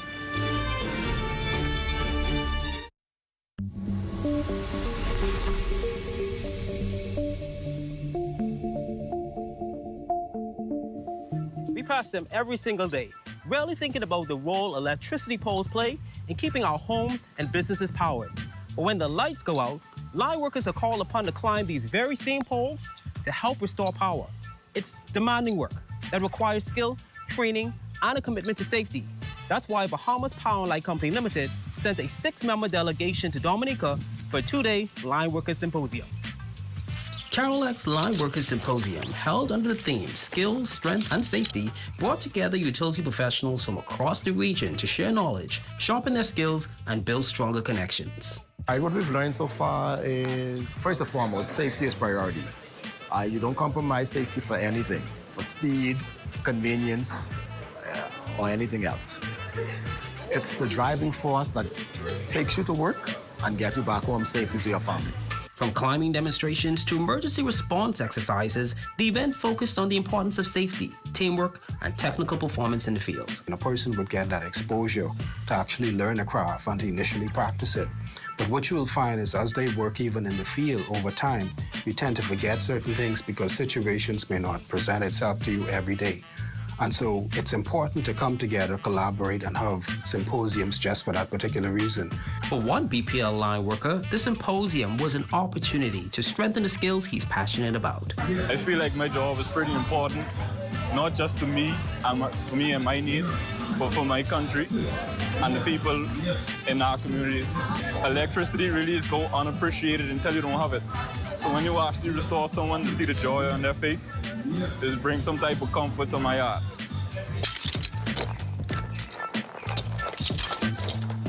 At Bahamas Power and Light Company Limited, we remain committed to investing in our people, strengthening the teams of today, while building for better the next generation of line workers to keep us all powered and connected.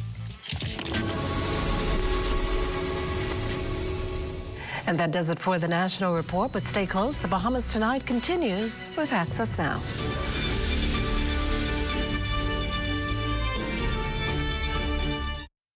Welcome back to The Movement, your energy and transport briefing. Across the islands, MOET is helping Bahamians take control of their future through the Post Office Savings Bank.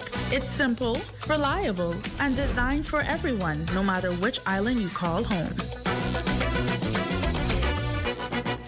The post office isn't just for mail. It's also home to a hidden gem called the Savings Bank. With just $3.15, you can make a huge difference towards your future finances. Come, let me show you how it works. Saving doesn't have to be complicated. From first-time savers to parents planning ahead, the Post Office Savings Bank has been helping Bahamians put a little aside, safely, securely, and close to home. The Post Office Savings Bank is a thrift bank established by the Bahamas government to assist all Bahamians to save. Opening an account is easy, and the bank is designed for everyone, no matter your goals. An upcoming trip, school expenses, or just a little peace of mind. It's completely free to save with us. There are no fees attached to your accounts. There's no service fee, no VAT fee, and no withdrawal fee. Plus, our interest is unbeatable. 5% on all of our accounts. We are also located on every family island where our post office is. No complications, no hidden fees. Just a simple, reliable way to save at your pace, wherever you are. You just have to be a Bahamian citizen or a Bahamian resident. All you need is a passport, voter's card, or driver's license, and an NIV, and a minimum of $3 to open an account. We offer 3 different types of accounts: organizational, which is a non-profit, individual account, and joint account. I'm Erin Scavella, and this is The Movement, your energy and transport briefing. Small steps today can turn into big savings tomorrow. Start saving, start simple, and start right where you are. The Post Office Penny Savings Bank offers another option for financial freedom. Plus, Bamboo Shack hosts its job fair. Those details straight ahead. Also, Urban Renewal gives back to one community. Stay close for that. And your Access Now Total Sports is coming right up.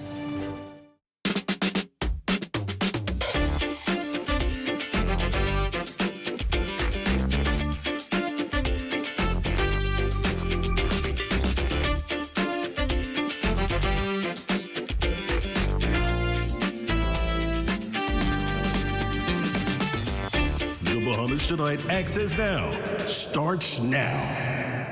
Good evening on this thankful Tuesday. I'm Royson Jones. And I'm Marlena Leonard. Welcome to the Bahamas Tonight Access Now. Welcome indeed. Now, have you ever noticed how sometimes some of the most impromptu conversations turn out to be the most compelling? You bump into someone for 5 minutes and suddenly you're getting life advice, a restaurant recommendation, and an update on 3 people you haven't seen in a couple of years. Always 3 people for sure. And sometimes it's always those conversations that start with, I only have a minute, and then 20 minutes later you're still there talking. But more often than not, you're glad you made the time, because sometimes those brief interactions end up sticking with you far longer than the ones you plan to have. That's so very true. I like that. Exactly. And some of life's best moments are the ones we never planned for in the first place. Amen. With that said, let's dive right into the news. When it comes to saving money, many Bahamians immediately think of commercial banks. But for nearly 9 decades, the Post Office Savings Bank has provided an alternative option, offering simple and accessible banking services to residents across the country. Established in 1936 by the government of the Bahamas, the Thrift Bank continues to help customers build their savings while earning interest on their deposits. Our Shaquille Dames reports. When it comes to saving money, the Post Office Savings Bank may not be the first option that comes to mind to many Bahamians. However, since its establishment in 1936, the government-owned Thrift Bank has provided an accessible alternative for residents looking to build their savings while earning interest on their deposits. Now, the Post Office Savings Bank is prepared to expand its offerings. Sheree Minnis, Senior Superintendent at the Post Office Savings Bank, discloses that customers could soon be able to save more money while continuing to benefit from the institution's competitive interest rates. At this time, the Post Office Savings Bank has a limit of $6,000 to save, but Cabinet has approved the limit to $10,000. It has to be legislated once the law has passed for the increase. Then the $10,000 will be introduced for customers to start saving at $10,000, and you'll also get your 5% interest on the $10,000. If you didn't know, opening an account is a straightforward process for Bahamian citizens. Here at the post office, we are backed by the Government Consolidated Fund, and so your monies are guaranteed. We ask for a minimum of $3 to open the account. There's no hassle, no long lines.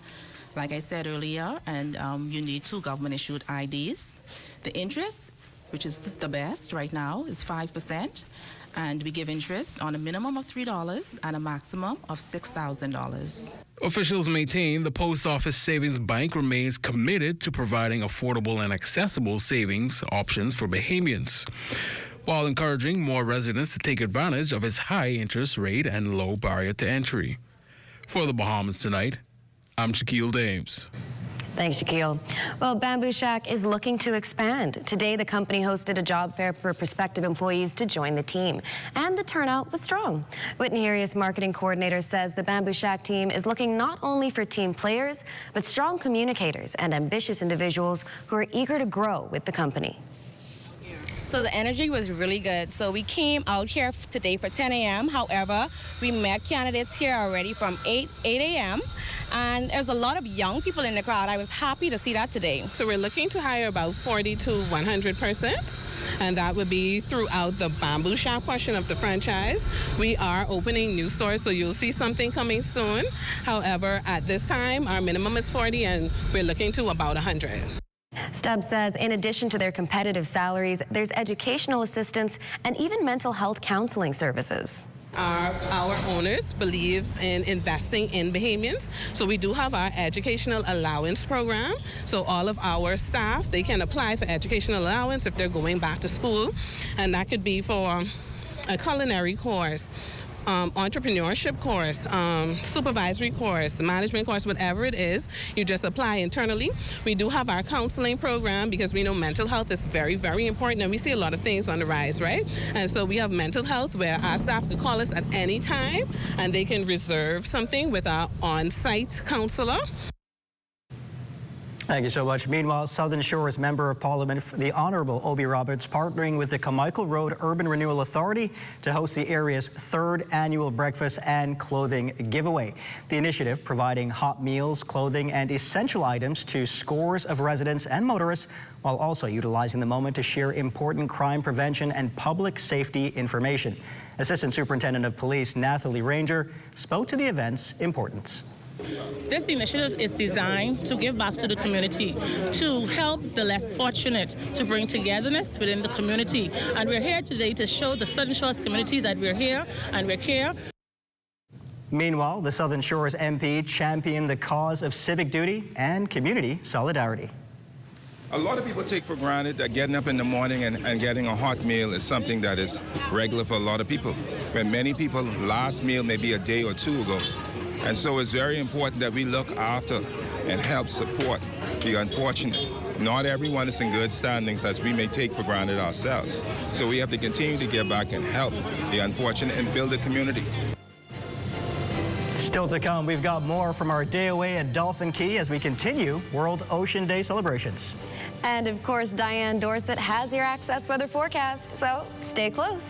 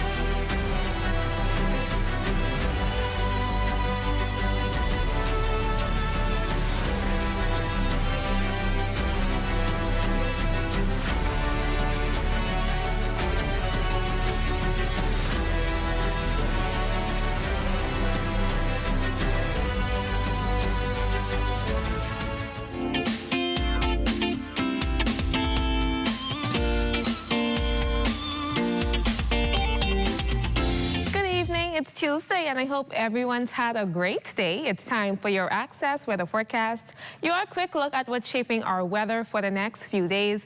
We started off our Tuesday with a hot day, and that heat trend will continue throughout the week, especially with high humidity.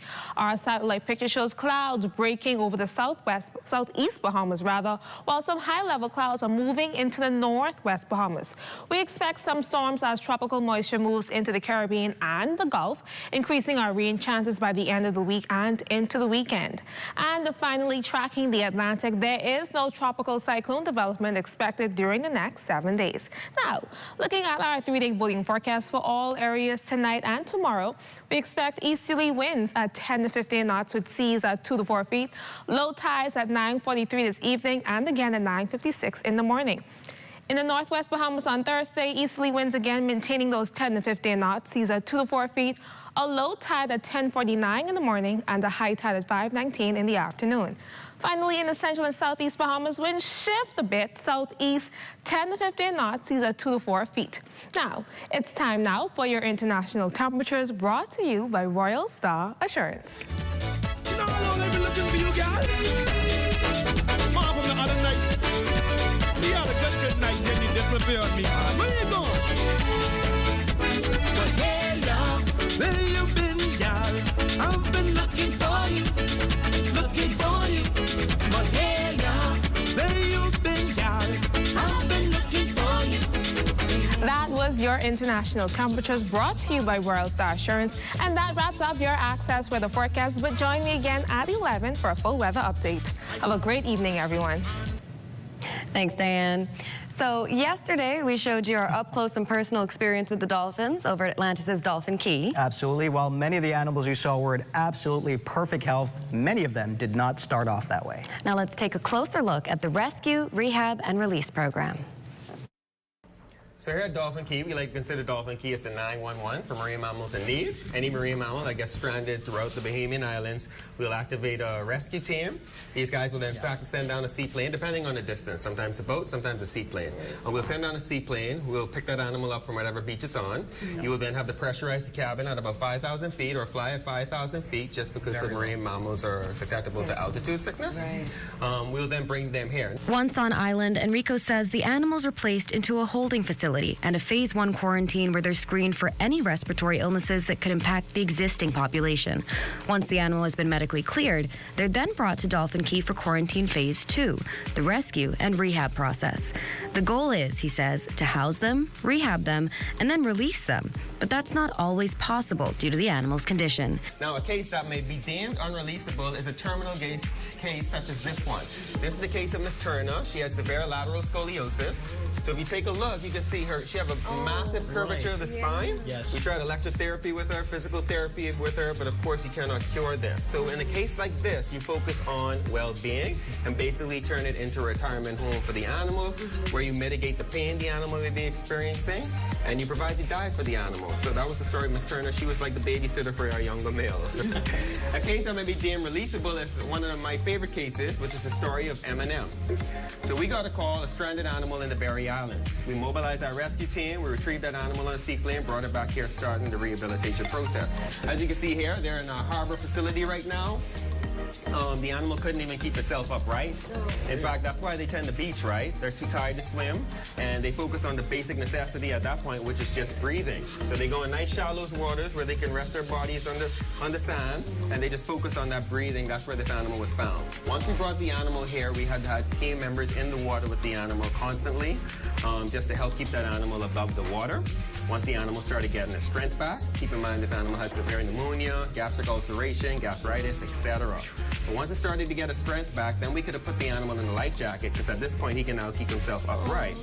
Continue the treatment, a dolphin life jacket. That's what it is. Continue the treatment, and then eventually the animal is fully nursed back to health. Once released, the animals are tagged for monitoring and surveillance. And as for Eminem, Enrico says this dolphin was a bit of a traveler and took himself on a little adventure. Every time the satellite's going around the Earth, we're getting a blimp. Beep, beep, beep.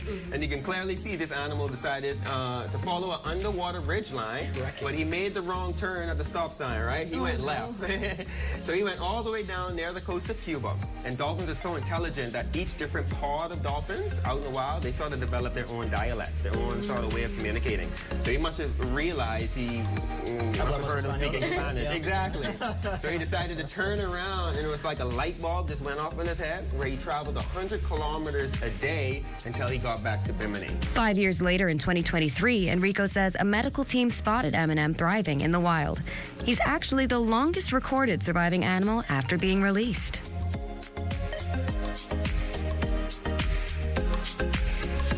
Such an incredible story. Yes, and all of the work they do there. I think one of the things that we both kept getting brought back to is the amount of focus that they have on the animal's mental health. Absolutely. Even when they're getting their regular vet checks. They say most of the time when they're doing their check-ins on them, it's kind of like a fake vet visit, so they don't get nervous. Right, It's a positive. Positively reinforce them. Yes. I love the fact that they had those cups that showed their emotional bank account filled with colors of activities that they did too. Oh yeah. You may have also seen the sea lion Dulce. Is it Dulce or Dulce?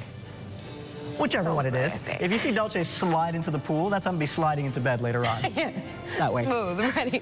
Stay with us. Sports with Amajal Knowles is up right after this break. Oh, isn't that nice? Wait, you missed it? You haven't been on the website. Here's how TDC can help you. Whether you're turning your home into a vacation rental, pitching a business idea, or growing what you've already started, the TDC is here to help. Visit tdcbahamas.com for every conversation, event, grant, and opportunity happening near you. Tourism is all of our business, and the TDC is here to support yours.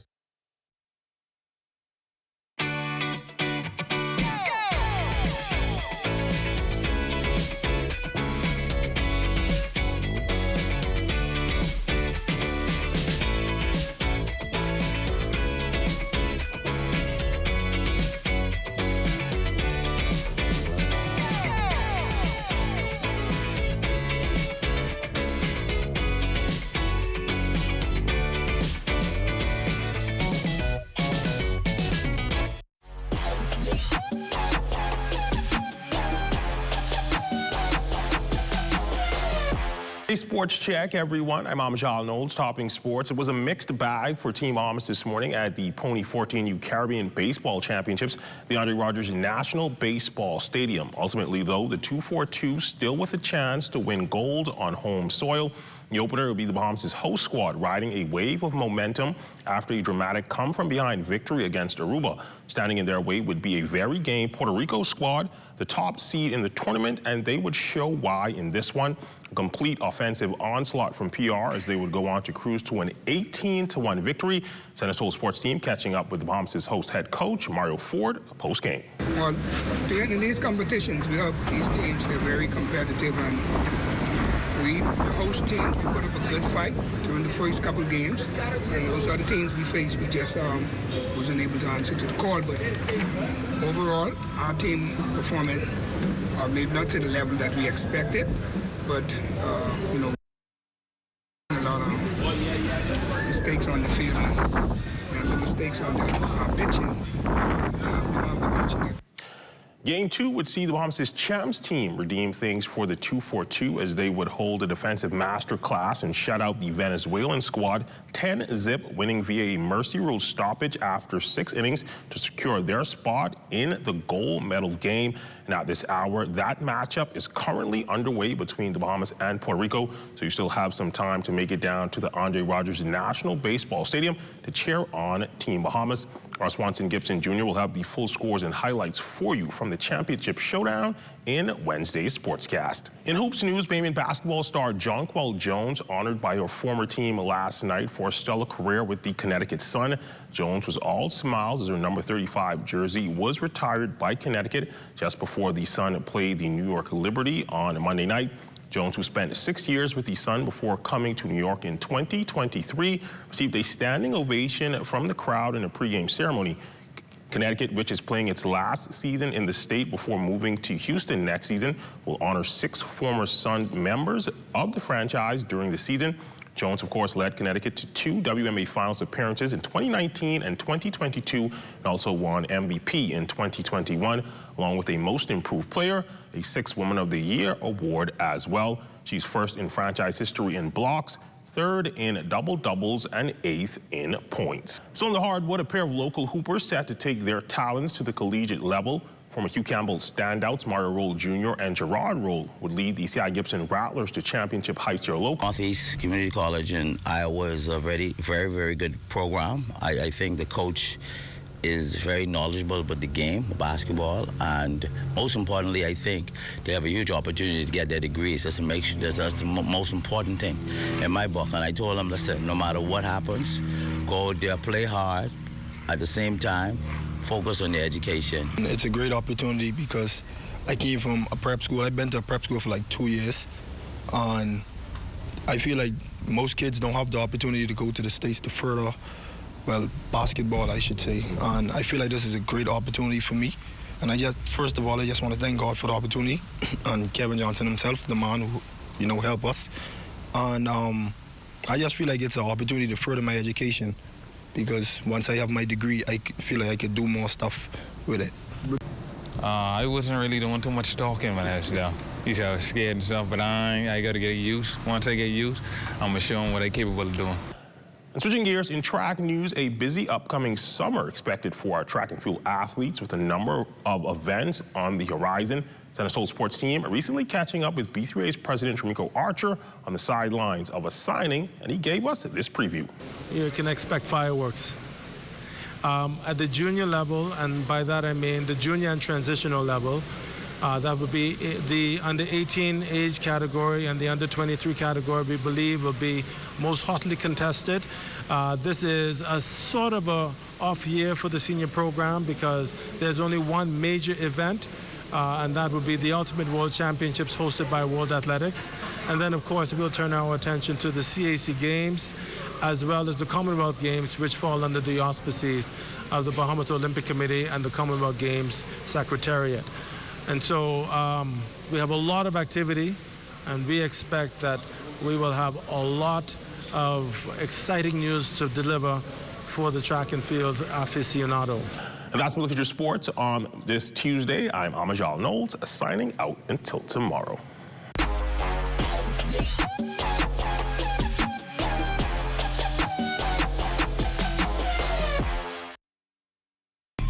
Come and visit us at Shop Smart, 'cause everything is here. Yes, we have it all for you. Toys, clothing, office supplies, appliances, custom cut blinds, bedding, drapes, and rugs. Come and visit us on Mackey Street, 2 blocks down from Wolf Road. Call us at 698-1052. Shop Smart, Shop Smart, at Shop Smart. Oh, everything is here. The internet isn't just for surfing. There's a sea of shoppers buying online, and you can connect with them on Tingsy. Tingsy is the SBDC's online storefront built for Bahamians. Take your business to the next level by selling to customers online, both at home and around the world. People want Bahamian things, and if you got things to sell, sell on Tingsy. Find out how you can connect with a sea of buyers by visiting TingsyBahamas.com.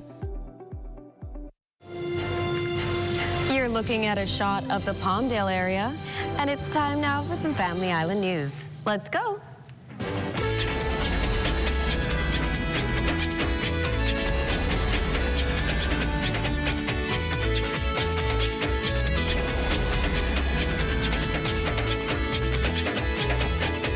Thanks, Marlena. 2 million. That's how many meals have been served to primary school students in the National School Breakfast Program so far. Prime Minister, the Honourable Philip Davis, and Deputy Prime Minister, the Honourable Chester Cooper, marked the achievement during a visit to Claridge Primary School on Monday. Officials say the program was designed to ensure students begin the school day fed, focused, and ready to learn. Prime Minister Davis said the initiative continues to support families, teachers, and children by helping improve student readiness and classroom performance. The government also thanked principals, educators, vendors, and program partners involved in delivering breakfast meals to schools nationwide. There you go, 2 million meals. I could eat 2 million right now. You know, I'm always hungry. I don't know how anyone would go without breakfast, so I think it's an amazing program. Yes. The fact that they've served so many meals over such a short period of time is a testament to the success of the program and the effort of everyone involved. Especially for children. I mean, you're struggling to learn if you're sitting there thinking about how hungry you are. I always feel like hunger and heat. Yes. I remember when we first got some new fans in our classroom when I was still in elementary school, and I was like, now I can hear the teacher. That's when you said the situation is getting worse and worse, but it's getting better currently. And speaking of school, I think we've got an author coming in tomorrow to tell us all about her new book, so we're going to hear a lot more about reading tomorrow. That sounds good to me. Yeah. That does it for Access Now for tonight. Stay tuned for the rundown with Howard Grant. Good night, everybody. I know you're prepping for your...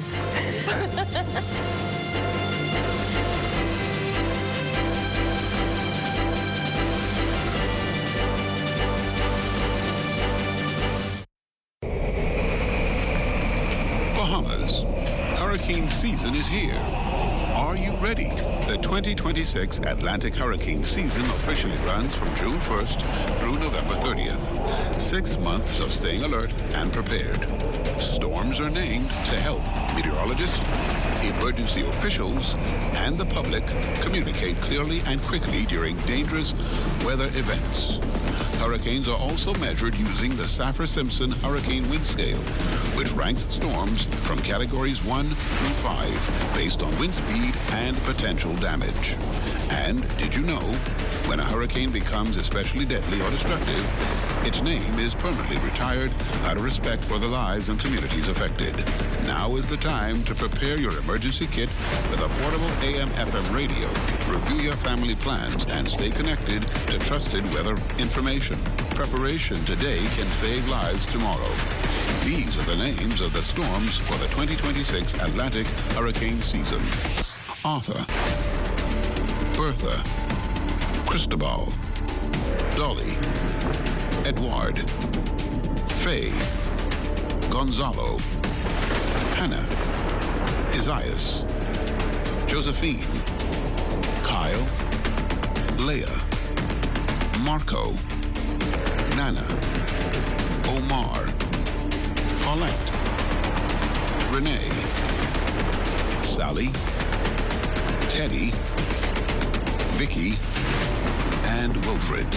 This public service announcement was brought to you by the Broadcasting Corporation of the Bahamas in conjunction with the Disaster Risk Management Authority.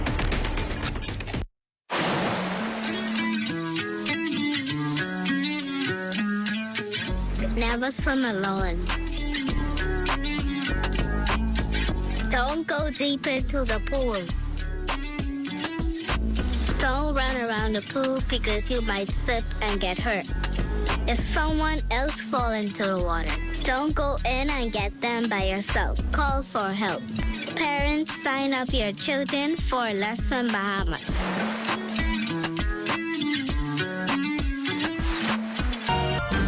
What you see on this television station is governed by IRCA's Code of Practice for Content Regulation. The Code of Practice covers matters relating to program content that are of concern to the community, such as local content, news, current affairs, and programs for children, advertising, including political advertisements, and the responsibilities associated with broadcasting in the Bahamas. The code also covers aspects such as access services for the hearing and visually impaired, and the procedure for lodging a complaint about anything broadcasted by this television station.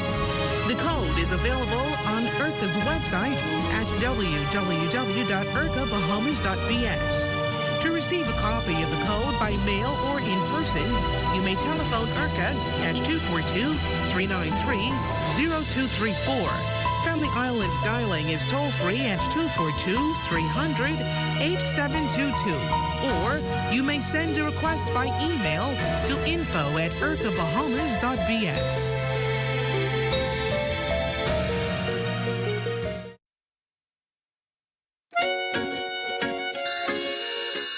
You shouldn't get rid of or just discard dogs because they get old and they get sick and you don't want to spend more money on them. You should take care of them because they do need a lot of love. And as they get older, they need a lot of care too. It's important to know the needs of these dogs because I guess as they get older, they need a lot more work. But what you get in return from these dogs is great. It's a lot of love.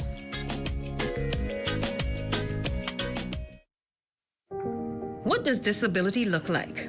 In a busy airport terminal? At the check-in counter? At security checkpoints? Or even in baggage claim? Passengers with hidden disabilities often go unnoticed. Globally, 1 in 7 persons have some form of a disability. 80% of those disabilities are non-visible. In an airport environment, workers are often unaware of hidden physical, mental, or neurological disabilities that some passengers live with. This can lead to frustration and a less than ideal travel experience. So, how do we make the invisible more visible? At LPIA, we've implemented the Sunflower Lanyard program. The lanyards are visual cues for airport workers to immediately identify passengers who might need additional assistance. NAD is teaming up with the National Commission for Persons with Disabilities and key stakeholders at LPIA to launch the internationally recognized initiative. We're joining more than 180 airports and 26 countries already in the program. NAD is the first organization in the Bahamas to recognize the Sunflower Initiative. It's a way to show our continued commitment to making LPIA a safe, welcoming, and inclusive airport for all. Passengers needing to secure a free Sunflower lanyard can email sunflower@nas.bs or call 1242-397-8600. For more information, visit www.nassauLPIA.com.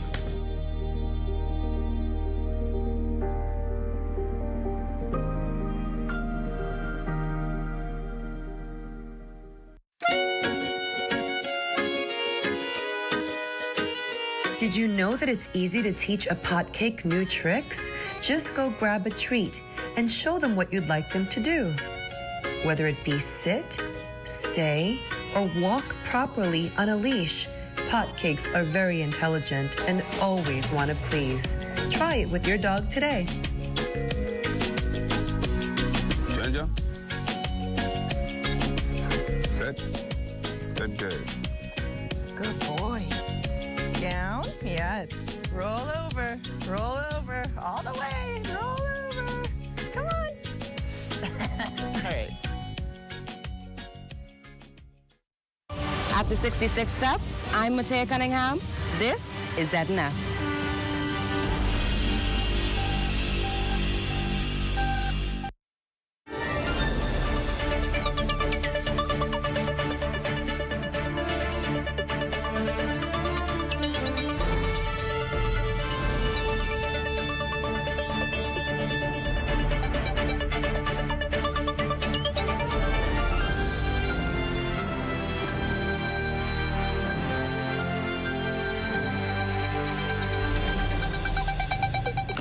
Good evening, ladies and gentlemen, and welcome to The Rundown. It is so absolutely wonderful to have you with us. It is so wonderful to be here this evening. Hope you guys are good and had a beautiful weekend. Well, today is what, Tuesday? I hope you had a good weekend. I hope you had a good day. Now, I know that a lot of you are kind of excited about love. I know you've been hearing about these particular things. We're going to start off this evening with a great deal of love. I want to be able to tell you about that. I know that Valentine's Day is gone, but the love has not left. We're still here and being able to have great conversations all the way from Excalibur and Excalibur Entertainment Public Relations Artist Affairs Managers sitting here with us this evening to tell us a little bit about what that is, the season of love. I'm so excited to be able to talk about that and dive into these kind of a conversation with you. We have none other than Keishan Fowler. It's so wonderful to have you here with us. Glad to be here, Howard. And of course, I'm representing YB Promotions and Excalibur Entertainment. Absolutely. And it's all about Season of Love, Part 2, R&B edition. Tell me about it, because I'm kind of an old school head, and I see that you have, who's that, Joe? Yes. Come on now. I mean, just talk to me about it. All right, before I get into the meat of I don't know if my pastor could listen to this piece. we're talking about Part 2, but the first Season of Love took place in 2022 with YB Promotions and Excalibur, where they would have brought Beres Hammond, DeVille, and Wayne Wonder at the National Stadium, and that was a huge concert. And these two promoters decided to collab again, but doing something different. Everyone tends to now lean towards R&B. So why not bring one of the biggest R&B concerts to the Bahamas, which features artists such as Joe, Brian McKnight, Kelly Price, Jimmy Cozier, and of course there is no show like a show that inclusive of our Bahamian artists. The Christians can come. You know. They all can come. Jesus, I remember when I wasn't safe. No, but that's the thing. That's the thing. All are welcome. It's a grown, elegant event. Yeah. If you're into, you know, love music, or if you're into R&B music, if you just want to have a great time, you can come out. It is going to start on time. All of our events always starts on time, 7 p.m. The gates open, and we have different sections that you can take advantage of. Was this June 27th? June 27th, Saturday, June 27th. This is exciting stuff. Listen. Where's it going to be held? At the... It's going to be held at the lawn of the National Stadium. Okay. And of course, it is all... Now, I heard the promotions, but I was trying to figure out, like, north, east, southwest, which part? Like, because I don't know where it is. I didn't go to the 22. This is right after COVID. So, well, the 22 was actually on the actual stadium ground. Oh, okay. So this one will take place, I would say, northwestern.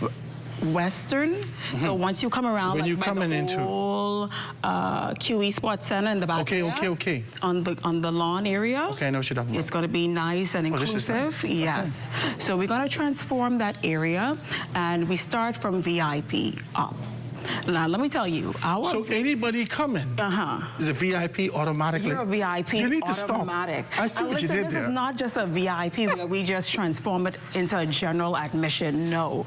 This VIP, you're going to be treated as such. VIP, you're going to have a 360 booth. We're going to have food courts. We're going to have bars option.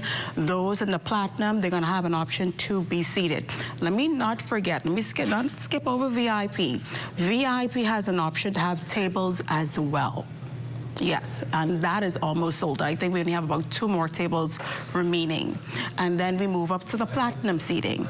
In the platinum seating, you get to sit down, there's chairs, and then also we have the platinum couple table lounge. So that's for 2. And then we move up to our table lounges where you are more closer to the stage. So we're getting closer and closer to the stage. So you anticipate a good deal of people coming out? It's going to be a good deal of people. How did it show up in 22? Was it a good deal of people? It was a good deal of people. Anyone that could remember when Beres came, when DeVille came. When Beres come, you can shut the thing down. You need to stop. But piggybacking on YB Promotions is no stranger to the concert arena. Yeah. They would have brought you all of the biggest gospel concerts as well. And last, when we had Tyrese and Uncle Sam and Deborah Cox in November. So no stranger to this arena, and we're super excited. Listen, we have folks. They're singing their old stuff, right? Because you know some of these artists come and they be like, they're singing all the good old. Come on, we're talking about Joe. We're talking about Joe. Talking about the 90s. My God. You know, we're talking about Pastor. We're talking about Kelly. You could get the baptism boot ready. Ask Pastor. Pastor on the sky pod. Jesus. Pastor sky pod. call. You got to rinse me off on Sunday because Friday First night. Lady out.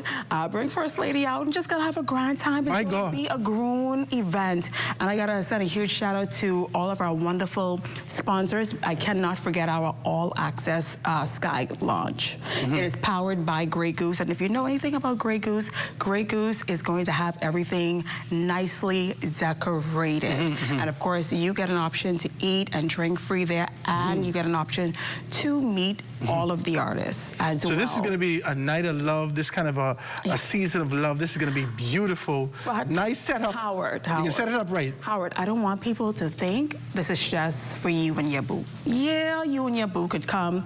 Who else it for? Maybe you could find somebody out there. No. Oh, you mean other people? Come on, yeah. Jesus, let's be clear. Yes, let's be clear.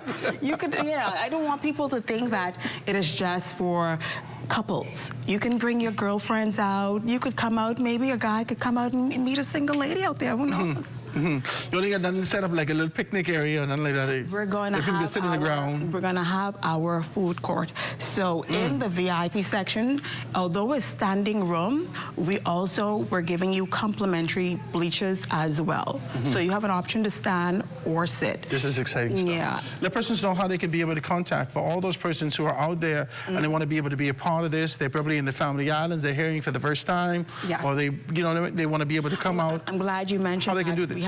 We have folks from Turks and Caicos. Shouts out to those in Florida. My cousins. Praise God. iHeart Radio. Everyone on board for this. You can call 427-811-8111, or you can visit www.ybepromotions.com. You can purchase your tickets there as well. You can see everything centered around the event. You can follow us on Facebook at YBE Promotions, and of course, you can visit Classy Cuts or Sierra Jewels for physical tickets. And I cannot forget Bahamas Air. We don't just fly here, we live here. Bahamas Air, you can use their promo code to get discounts on anywhere they fly. Just use the promo code FALLLOVE. FALLLOVE, that is the promo code you can use. Shouts out to... How long is promo code? Until the 27th? Saturday, June 27th. Okay. So take advantage, come on down, all of our Family Islanders, those in the surrounding areas, of course, Florida, they're excited, Turks and Caicos, they're excited as well. So this promo code, the Fall Love promo code, now there's various ways that persons make their reservations when it comes to, yes, you could online or you can Bahamas Air. visit Bahamas Air location. So we go reservations. I could say, hey, listen, fall love, baby. Fall love. Okay, praise God. Yeah. And then I could go online. Absolutely. And fall love. Fall love. Okay, all up until the 27th. The 27th. Because you know some of my good cousin them in Turks Island. They better come in time for the concert. Man, I got to go down there. I got to go down there, right? So my good cousin them who decide that they want to come. Yes. Suppose they do it last minute. You still got it available. Bahamians, come on, man. We can't be last minute. Turks Island people too. They last minute people too. They you mean all this is one family. Right. But I'm encouraging everyone, because tickets are going by so quickly, we're almost sold out on our table lounges and our sky boxes. So take advantage of it now. We're about 2 weeks out. We're super excited. It's going to be a wonderful, elegant, classy event. There's nowhere in the history of the Bahamas. And don't come by yourself. You could come by yourself. No. What you come in here for by yourself? Because you may find a mutton out there. Oh my God. Oh yes. This is the sign where the beach is. You didn't carry the sign. You find it there. Hello. My God, fall in love. Love season. This is exciting stuff. So let everybody know the number again, guys. If you want to be able to find out more information, you could be able to call Ms. Fowler. She can tell you more information on one of these persons to be able to pick it up and find out more. 427-8111 or 357-0116. 0116. Yes. Okay. And of course, be sure to much. follow on Facebook, YB Promotions, updates, ticket giveaways, and of course here at the Broadcasting Corporation, ticket giveaways for Father's Day. I want to give Father's Day coming up, eh? I forget about that. Yes. Anna is a big daddy. Praise God. Amen. Listen, I gonna have to carry my wife down there. Hey, you better. Have a good time. We got 4 children though. Well, you may make number 5. You need to stop. 5 is an odd number, but it's a number of grace. Amen. Let's go. Ladies and gentlemen, it's a beautiful thing. I want to be able to say again, make sure you get these numbers. 427-8111, 427-8111 is going to be a season of love. Part 2. Part 2. R&B edition. R&B edition. So you want to be able to go there. I want to know what turns you on. You need to stop. It's too much. I still say amen. Love Jesus. Amen. Amen. We can have a good time out there. Guys, go there and find out more information. The numbers again, 427-8111, 357-0116, ybpromotions.com, YB Promotions on Facebook. You can be able to find out all that information. Or go down to Bahamas Air for love. Yes. And don't try to go to Sawgrass with that. You need to stop, all right? No, they have to come right here, right here. I get the for love on July 1st. No, it ain't gonna work like that. No. June 27th, you're gonna be out there. Make sure you be able to be out there and get everything done. I want to thank you so much, Ms. Fowler. Anything else you want to put out there? Of course, it's all powered by YB Promotions, Excalibur Entertainment. I see you come with your hands swinging. Old people say, don't come with your hands swinging. I hear ZNS got a little something for you, man. You better get me straight, praise God, right? So I can be out there. Ladies and gentlemen, have a beautiful, we're going to see you again. Now, you got to come back again before the 27th. Come back? I'll be back here with you next week. Okay, good. Okay, we can talk about this again next week just to be able to give a reminder to all those persons. But this is an exciting time for Season of Love Part 2. You're going to be able to do that, right? Thank you so much. Thank you so much for having me. Guys, quick break. We're going to be right back after this.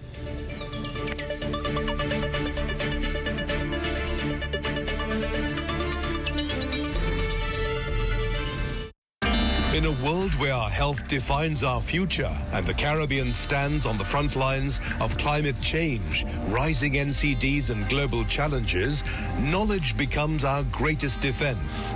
Caribbean Medical TV is your guide on the journey to wellness and insight, featuring our region's own doctors, nurses, climate specialists and medical institutions.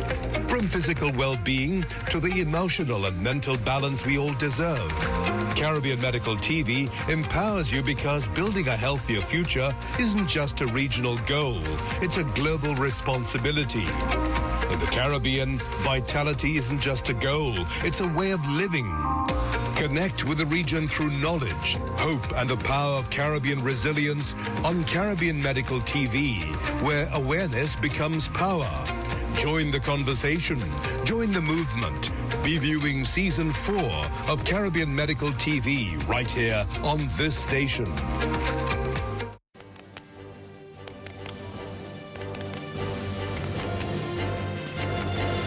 Oh, you're still here? But of course you are. But be sure to tune in every weekday at 7:30 p.m. for the Bahamas Tonight Access Now, Where we bring you the brighter side of news.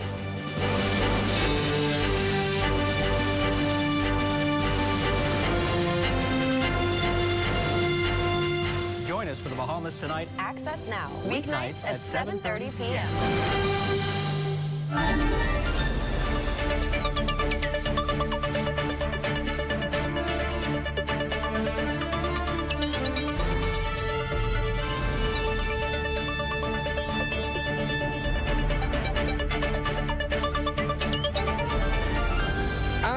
We are back. It is absolutely wonderful to have you with us. You know that we continue our conversation. Just a reminder, we continue our conversation about this kind of a governing the Progressive Liberal Party's first 100 days in its second term. And joining me this evening, political analyst and freedom fighter, none other than my very good friend. You know his voice. You're going to see his face tonight. Anton Thompson is my very good friend sitting with my brother. Yes, I would. You know, you always sit with me, and I appreciate you come and do this. Yes, sir. We could have done this a little earlier. Yes. But things happen. Yes. And it's so good to have you with us, man. Better late than never. It's better late than never. Yes. Talk to everybody. Let them know exactly who you are. They know exactly how you agitate consistently for what we do here in the country from a political standpoint. Let persons know who you are. Well, I like to keep it simple, Howard. You know, my name is Anton Thompson, of course. I'm a Bahamian, of course. I'm a Bahamian. I'm a father. I am a bachelor. And I'm a political analyst, as you very well know. Over the years, we've analyzed any number of topics. And I'm also a freedom fighter. I'm a nationalist, and I support the current government, the Progressive Liberal Party. I am a great supporter of the Prime Minister, the Honorable Philip Brave Davis, KC, as well as the First Lady of our country, Mrs. Anne-Marie Davis. Now, you say that, and you know, there's sort of a preconceived notions when persons hear you lean in one particular direction, they expect you not to be biased. They expect this kind of a lean, right? But you've always presented this sense of transparency, and even when it wasn't necessarily always fond or popular or saying those particular things for those persons that you support, you still stood by that. And I suppose that this is where that kind of abbreviation, the freedom fighter, exists in you. Talk to people about that. Well, Howard, you know, progress doesn't come when everybody is singing the same tune, right? We speak about transparency in the Progressive Liberal Party, and we are serious about transparency.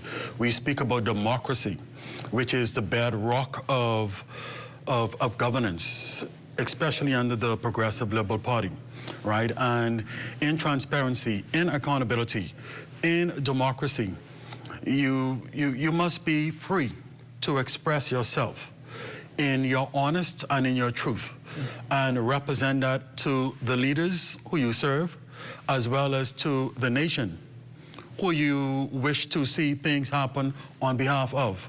And so that's my upbringing in politics, Howard. I come from a background on my mom and my dad's side where we believe in speaking truth to power. We speak our minds. We do it in love, not in negativity. And we do it to uplift and to help, not to beat down and not to bury, to give life. Now talk to me about this. We've been on, for all those who've been following, and you would have known this, Anton has been with me for years. Yes. When I was a guest on Warren McCartney's show. Yes. He became a very good friend. Yes. Right. We had this kind of a significant pushback, but he always had a very strong position, and he was with me for years. So I know Anton well, but Anton, over the past year and a half, you would have taken on a very strong position and indicate that the PLP had to be able to make certain decisions if they were looking for that kind of a victory. Yes. Now I want to talk, right, it worked, but I want to talk to you more specifically about this kind of a transition and how things happen, right? All those things that we spoke about, all those particular things, I saw them did a great deal of it, but not necessarily everything that you and I spoke about. But they still found themselves over that threshold to get to the victory that they sought after. Talk to me about that. Howard, you know, it's a very peculiar position to be the individual who goes against the grain, as the saying goes, right? It ain't popular. It's not popular. However, let me tell you, I've been going against the grain all my life, and I've also paid the price for going against the grain, right? There's a price to be paid, Howard, when you are a nationalist, when you are a freedom fighter, when you want to stand up against status quo, break the back of status quo, when you see your party that you love, your leaders that you love and support, going in a particular direction that's not necessarily the right direction, and you want to encourage them and motivate them to look over here, over yonder. This may be a better path. People don't take too well to that, Howard. People don't take too well to that. And that's where the personal price that you pay, the suffering, the attack, the alienation, the isolation, that's where those kinds of things come in. And I've become so used to that, Howard, I'm almost immune to it, right? I'm almost, not completely. I'm still a man, I'm still a father, I'm still a Bahamian, I'm still looking to create a path, you know, in that desert, Howard, to come off that path into the glory land, right? And however, I'm a principled person, Howard. And so if it takes for me to compromise to get to the land of milk and honey, I will never get there. Let's talk about this. Let's talk about the contrast. Let's get into some politics. We're still going to talk about 100 days post-election. The PLP has won 33 seats to 8 seats. They've been able to do a great deal. we, at the onset, through evaluation, remember we did Dissecting Leadership? Yes. You remember that now? Yes. 17th of February was the last time I was here. Okay, so we did Dissecting Leadership. We identified those particular constituencies. We made a determination as to who needed to work on certain things. They cussed me out for that. They cussed me out for that. But the truth is that some of them fixed it. We made it The work was done. And we said there are about 10 people that needed to be able to transition or move away from the organization for the organization to identify new persons, or they need to be able to be revived. Let's be clear with something. Safe with Brave take over at least 8 to 10 people over the threshold. Let's be clear about this. Listen, we ain't got to call no names. Safe with Brave took over the entire Progressive Liberal Party over the threshold. Safe with Brave. Safe with Brave. Let me tell you, Howard, listen, man. See, there are, in politics, Howard, as you very well know, we vote out the government, the governing party or the government. We don't vote them in. In my view, Howard, as a political analyst, the last time we voted any government was to Progressive Liberal Party under the leadership of Philip Brave Davis in 2021 because of the platform that we presented. And I know because I was a part of our national platform committee. That was debatable, though, because the country was tired of menace. The country was frustrated with being locked down. Brave Davis came out and said, you vote for me, essentially, we're going to open up the country. And those incremental concepts placed him in the position, even out the snap election, that we had to give him an opportunity because we were done with menace. It's not that simple, Howard. Listen, Howard, we presented a platform that the Bahamian people could buy into, Howard.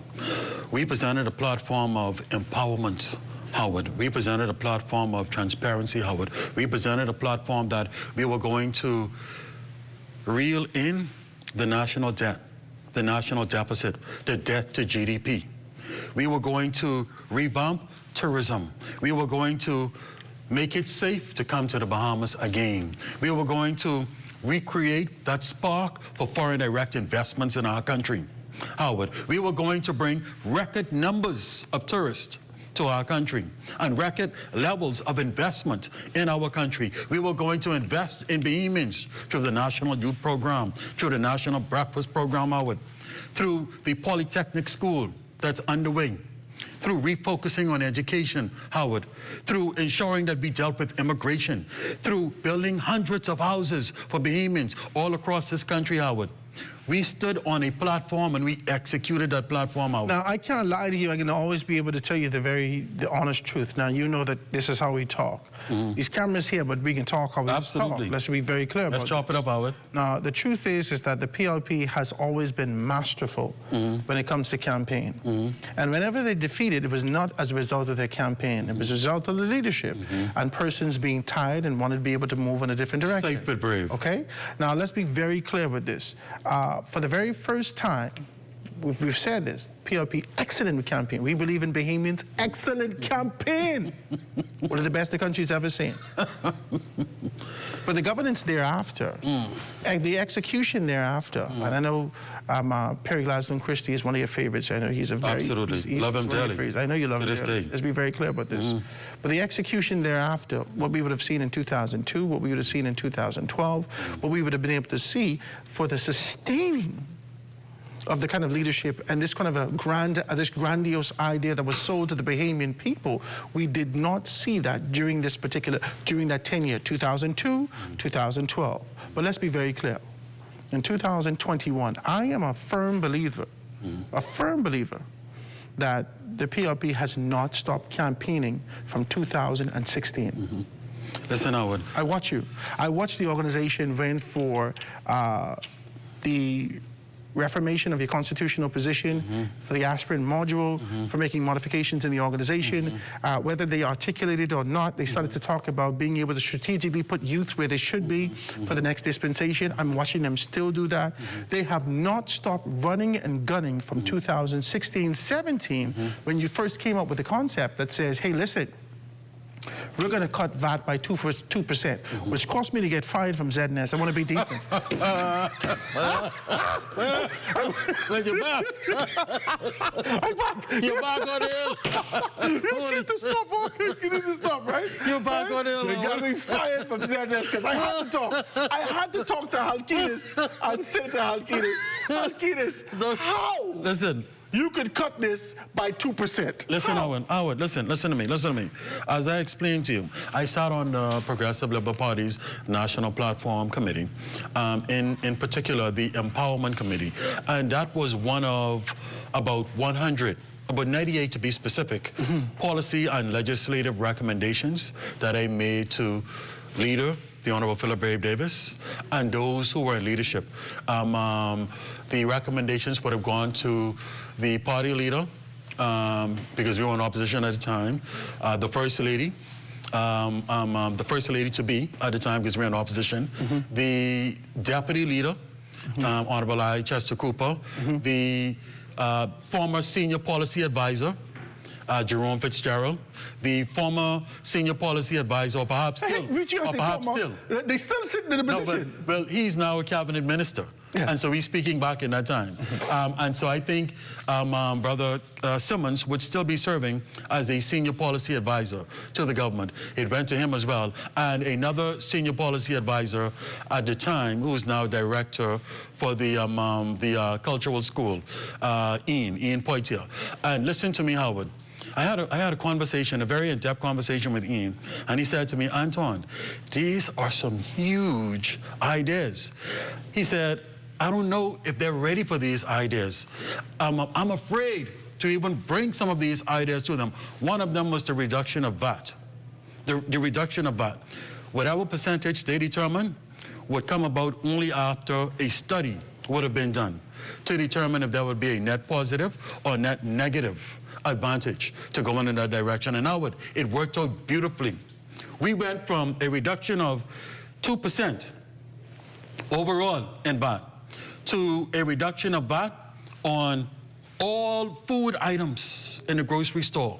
All food items in the grocery store, to reductions of duty rates and concessions, etc., at the border for Bahamians in construction, for Bahamian household owners who want to renovate and upgrade their homes, right? To all sorts of categories the government sought to bring relief, to ensuring that we provided a close to as minimum cost that was as little burdensome as possible for persons transshipping items into the country, considering that we were going through a fluctuation where the price of oil was going through the roof. Therefore, that would have translated into the cost of transshipping items. This was a grandiose vision.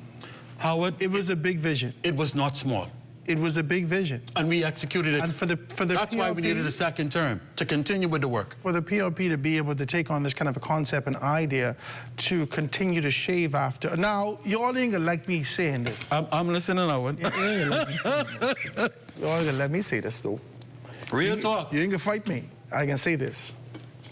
I've watched the PLP, I've watched the Free National Movement for years, I've done studies, I had thousands of these conversations, thousands on record.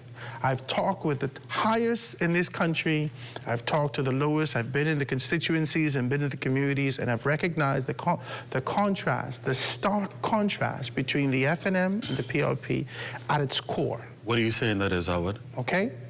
At its very core, the PLP is an organization that is designed by the people for the people of this country, okay?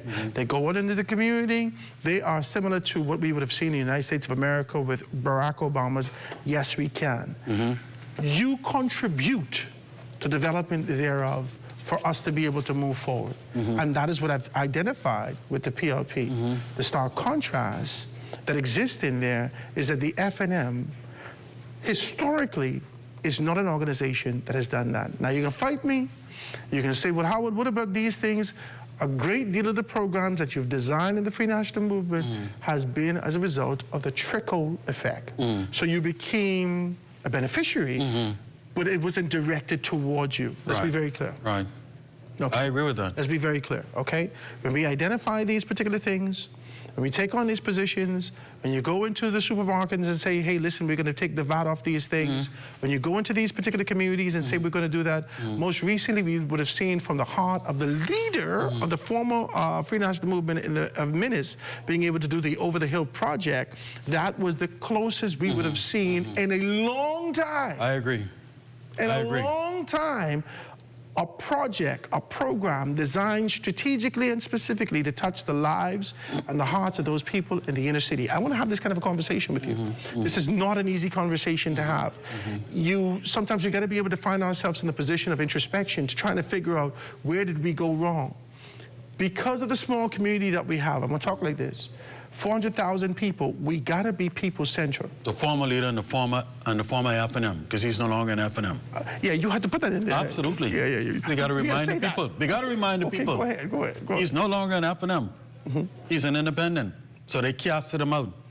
They did. And as they casted him out, the people casted them out.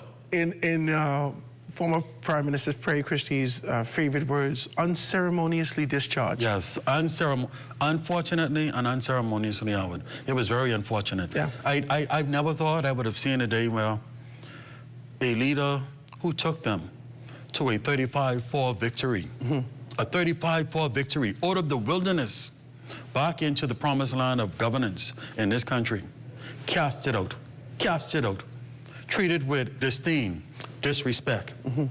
Whenever the former Prime Minister, ready to have that kind of a conversation, I am eager to do that with him. He stopped by when we was at the opening of the House Assembly. Right. Howard, what you want me to say? Well, look, Howard, I want to take you back though. If you recall, they're perhaps the most, well, not perhaps, certainly by far the most successful in terms of amount of times that he would have served, right? The most successful FNM leader would naturally be Hubert Alexander Ingram, right? The Right Honorable, right? And he made a very popular statement that still rings true today. He said, when I leave you, I'm going to leave you in a far worse position than he met them in. Meaning he met them in a bad position. He took them to the glory land 3 times. Once consecutively, and another time. He said he would leave them in a worse position than he met them in. Do you think that came true, Howard? Well, let me answer this question. Let's take this quick commercial break, ladies and gentlemen. And when we get back, we can dive into VIP business. I don't know why he wanted it, but you're all laughing at this. I'm not in that. The break guy's going to be right back after this.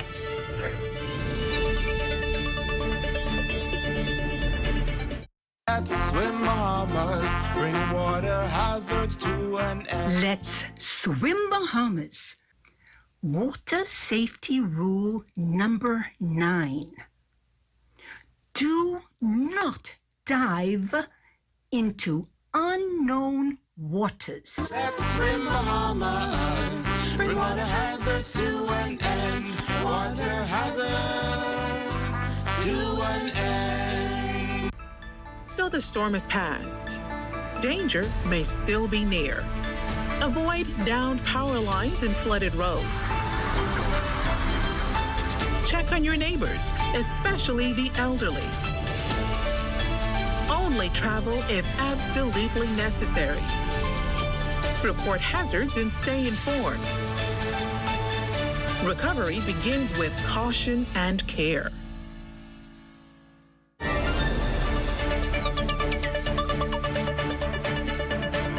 Innovation and technology. And we are back, ladies and gentlemen. This is The Rundown. I'm Howard Grant, grateful to be in your company. I'm sitting with my good friend and political analyst, and he is continuing to be able to jam with us, and he wanted me to be able to tack on freedom fighter.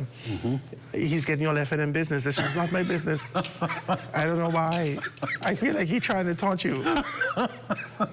But I'm here to pull the decency in, okay? Don't fight me, fight him, right? But, this is Anton Thompson here, being able to talk to us about these things. Anton, let's talk first 100 days. A lot of things has happened. Yes.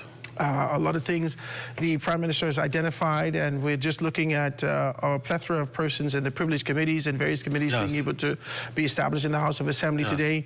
We are seeing a different air presented in the House of Assembly, and this kind of a strong position. I think that overtone is being set by Madam Speaker, being able to be clear and decisive and letting you know that seniority exists here. Taking control, similar, as she ought to. Similar to similar to the executive chairman here at the Broadcasting Corporation of the Bahamas, Picewell Forbes, who would say, Soca Forbes. He's a Soca Forbes, who would tell you, I's a senior man. I's a senior man in this place. I's a senior man in this place. I always enjoyed her. Picewell put that on the record. I's a senior man in this place, right? Yes. So the seniority is really being able to show itself.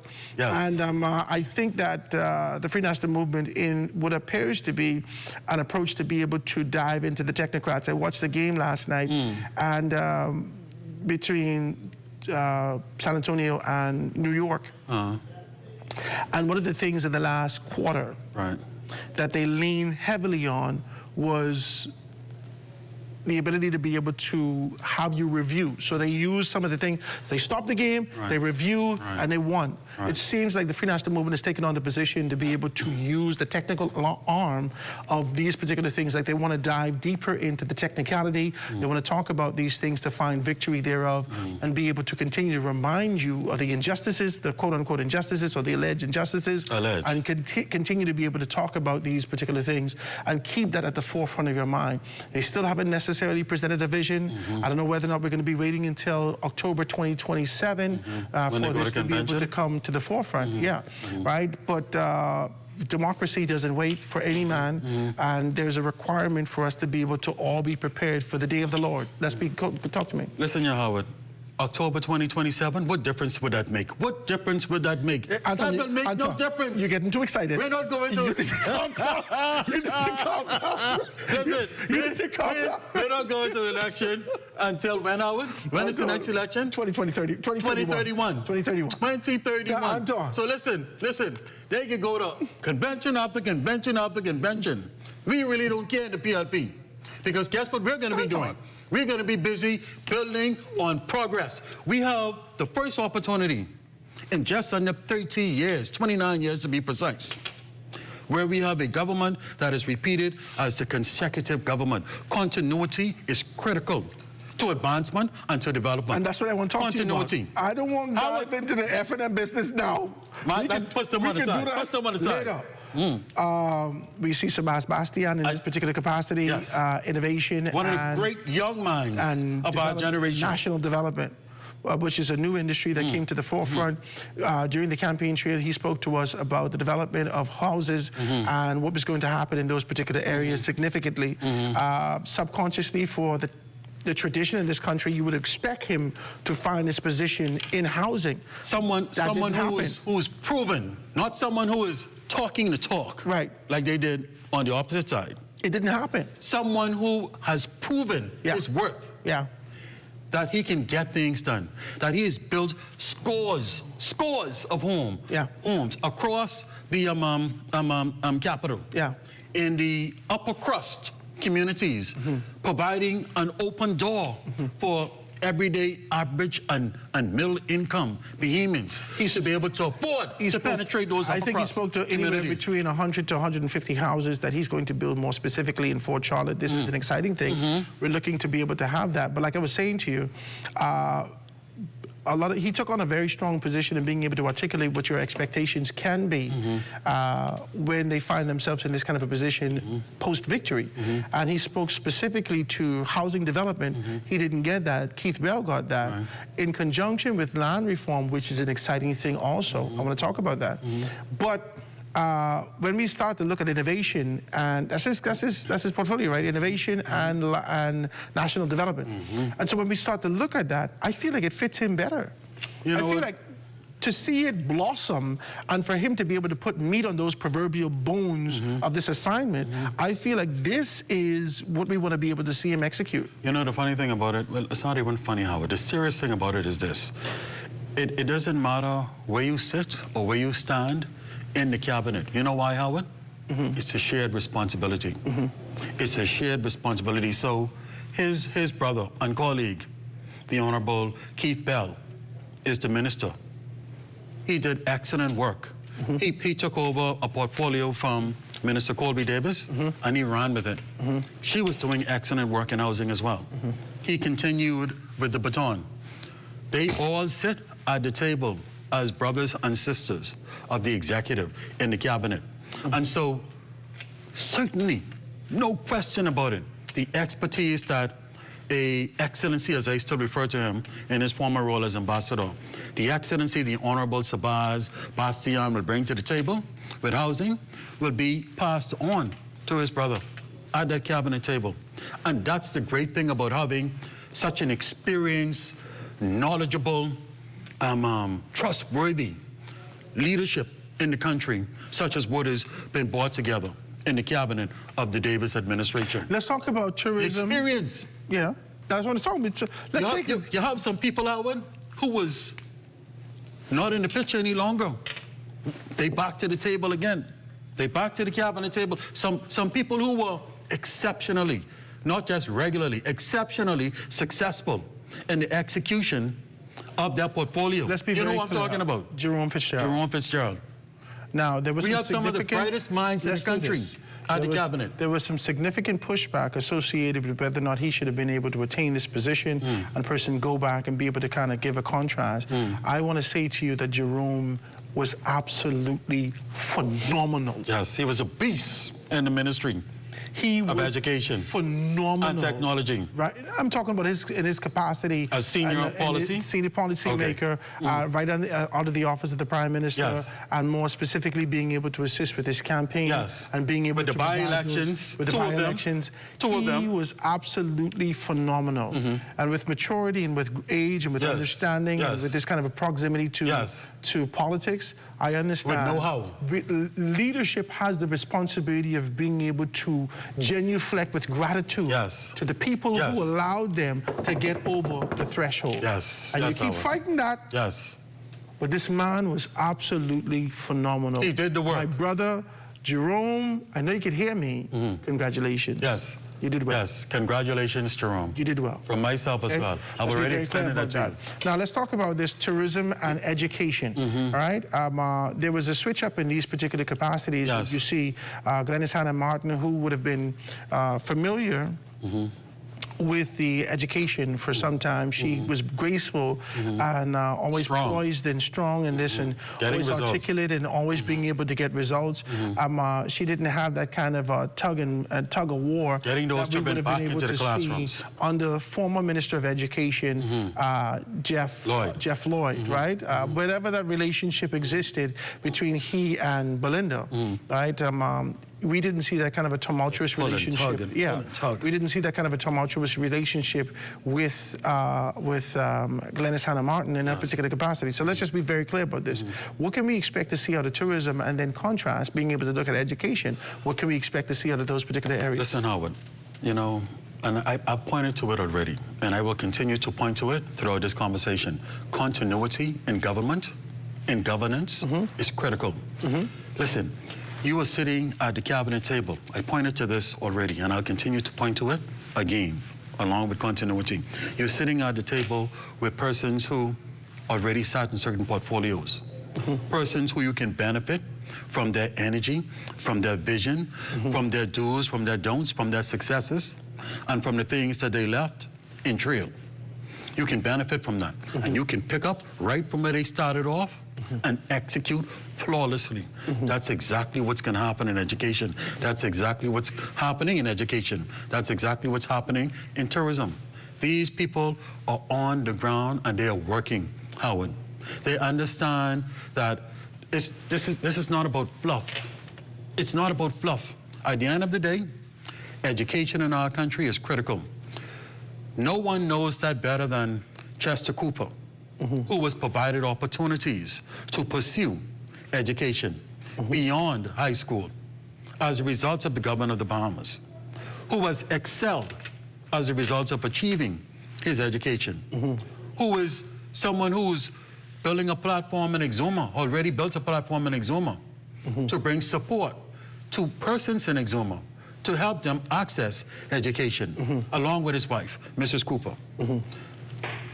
He knows what it takes to bring about the best in our nation's Let's have a children. real conversation. Some things are changing around the world. When we identify those particular things, what we've seen with the pronouncement out of the United States of America, being able to identify an indictment for leadership in Cuba, with what we just seen happen in Venezuela, with our proximity to these particular things, with recognizing what's happening. What do you think the position is? Most recently, we would have been able to have in our country this sort of a relationship of being able to look for our nurses. And our country had taken on, over the last administration, over the, just before they won again, we're taking on this kind of a relationship to be able to bring in some nurses. And we would have been able to be scrutinized significantly by the Secretary of State to be able to say, now watch yourself with this sort of a relationship, because there is implications thereof. Okay, so the Bahamian people, our government, made the modifications necessary with transparency and being able to forge that kind of relationship to be able to move forward. But now, Cuba is at the forefront again. Cuba is at the forefront again. And this sort of a relationship, we don't know where this would take us. Talk to me about what we should expect to see coming out of the Ministry of Foreign Affairs. Foreign Affairs. Foreign Affairs and Health and Wellness, yeah. Howard, let me tell you, people don't give enough credit to the Minister of Health and Wellness, Dr. Michael Davel. He's an exceptional human being, one of the brightest minds in the country, someone with integrity and character that you can trust. It's not all perfect in health. It's not all perfect. He doesn't give that persona when he speaks to the media either. He will acknowledge the pitfalls and the challenges, but he would also tell you what he's doing to address them. Howard, there's the Public Hospitals Authority University, Howard, which they have put together to fulfill that loophole, that stopgap measure, to ensure that we can produce the nurses that we require to execute the work of medical care in our country. Recognizing that students who graduate from our tertiary level schools in the country, they're being recruited all over the world, in Europe, and in particular in North America, right? And so a part of that meeting with the Secretary of State was to ensure that they appreciate, while you are seeking to put a stop to us accessing the necessary tools to help us smoothly run our medical infrastructure, you're also hurting us on the next side, because you're taking away the resources that we are producing. But you're telling us, no, we can't go and work with other competent persons because of X, Y, Z. But when we bring to you the solution that you were suggesting, on the next side, you're still increasing the pressure on Cuba. We have put in place, Howard, in order to address that, the PHA University, and that is working exceptionally well, Howard.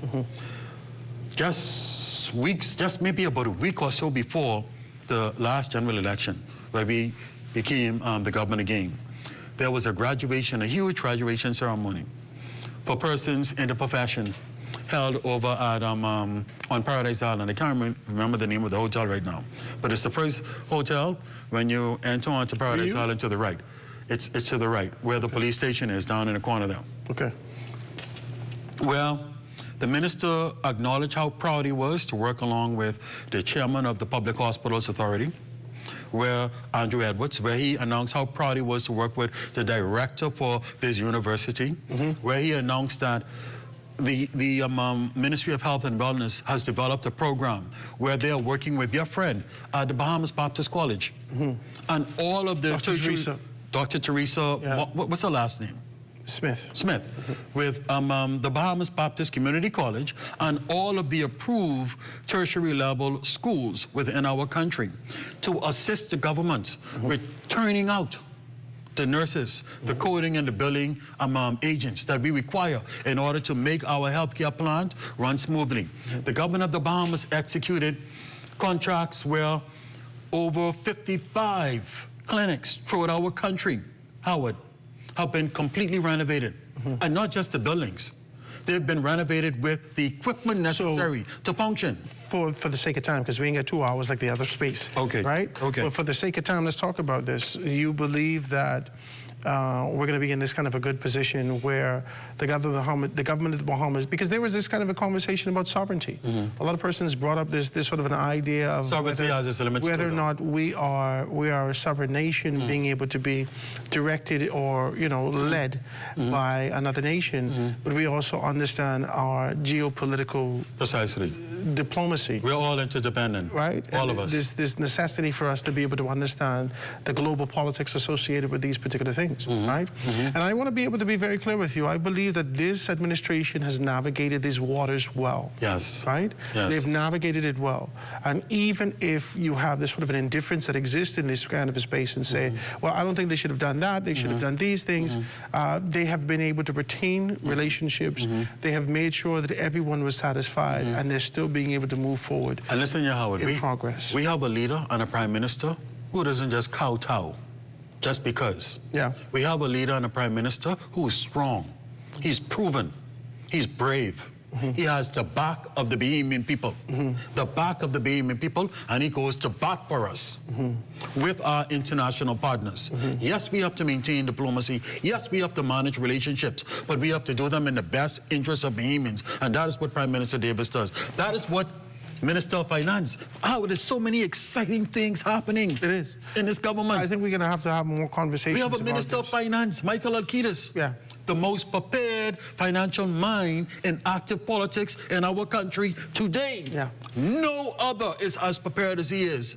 The man served as the parliamentary secretary in the Ministry of Finance. He served as the Minister of State in the Ministry of Finance. He ran a ministry where he also doubled in his service to the Ministry of Finance under the last Davis administration, and now he's the minister. Listen, Howard, listen to me carefully.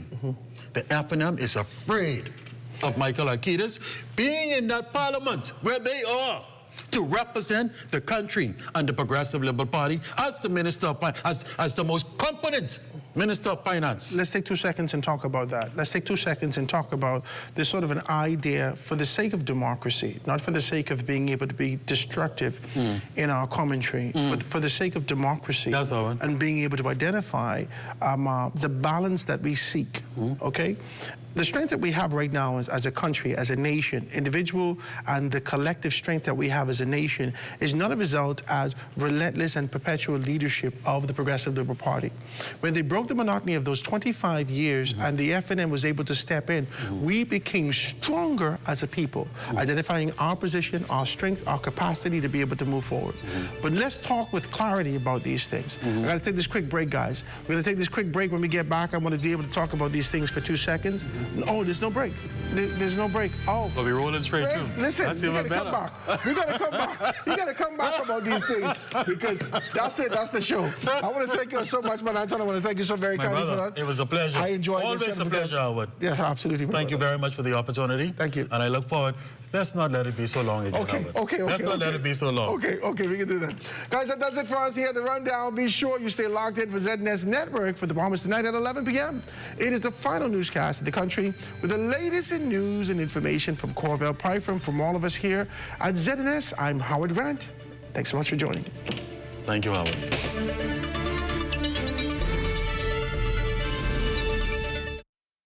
The Public Hospitals Authority wishes to ensure that you and your family are safe and prepared during the hurricane season. There are a few simple rules to follow that will help you to better manage your health during a storm. Ensure you have a 2-week supply of any medications you are taking. Ensure you have a first aid kit. Ensure you make contact with your healthcare provider to reschedule any appointments or procedures that may have been scheduled ahead of the storm. The public is reminded that ambulance services are only provided to service medical emergencies. The National Emergency Medical Services advises the public that once winds exceed 50 miles per hour, ambulance services are discontinued until the all clear is given. Did you know that 1/3 of all traffic fatalities occur as a result of excessive speed? Excessive speed impedes a driver's point of perception, which affects braking distance. In the inner city, residential areas, and high pedestrian traffic areas, the speed limit ranges from 15 to 25 miles per hour. On the outskirts of the island, especially where a sign is not posted, the law dictates that the speed limit shall be 30 miles per hour. The maximum speed limit for the Commonwealth of the Bahamas is 45 miles per hour. Here are some safety tips for you. Avoid aggressive and distracted driving. Reduce excessive speed and drive at the appropriate speed to suit the current road conditions. Avoid operating a vehicle while impaired by alcohol or drugs. Be vigilant and always maintain good visibility of the road, and be mindful of other road users, such as pedestrians. Leave out in a timely manner to compensate for potential traffic delays. Even one life lost to traffic fatality is one life lost too many. On behalf of the Royal Bahamas Police Force Traffic Division, please slow down. This public service announcement is brought to you by FG Insurance Agents and Brokers, the Royal Bahamas Police Force Traffic Division, and the Broadcasting Corporation of the Bahamas.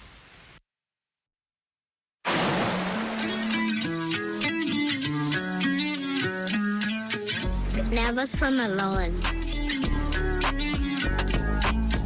Don't go deep into the pool. Don't run around the pool because you might slip and get hurt. If someone else falls into the water, don't go in and get them by yourself. Call for help. Parents, sign up your children for Let's Swim Bahamas.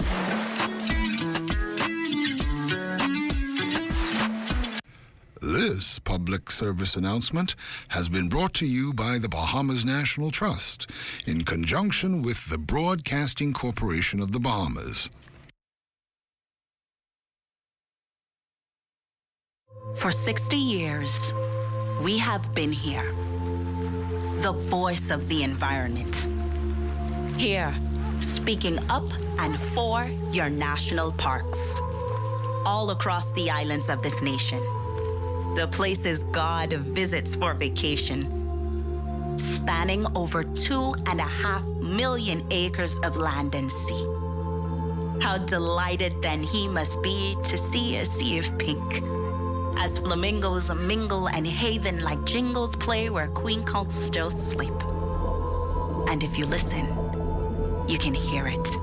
The words of gossiping parrots awaiting the diction of the day. All 365 of them, that's every day and every year, 15,000 children share in the beauty of this playground. Our name is yours.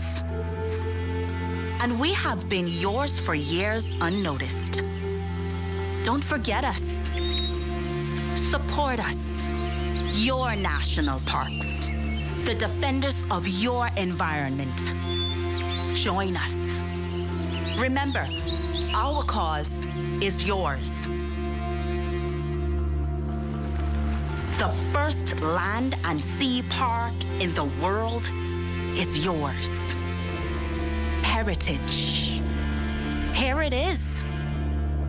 When was the last time you gasped at our scenery, gotten lost in the depth of our reefs, or even awed at the green of the leaves of our trees? Don't hesitate to donate and volunteer. Don't hesitate to care.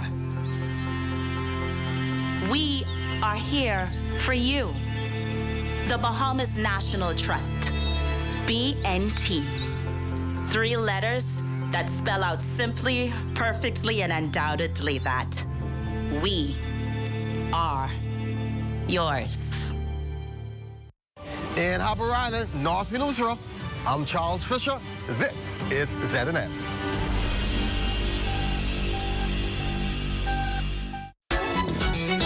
Today's show is brought to you by Bahamas Air. We don't just fly here, we live here.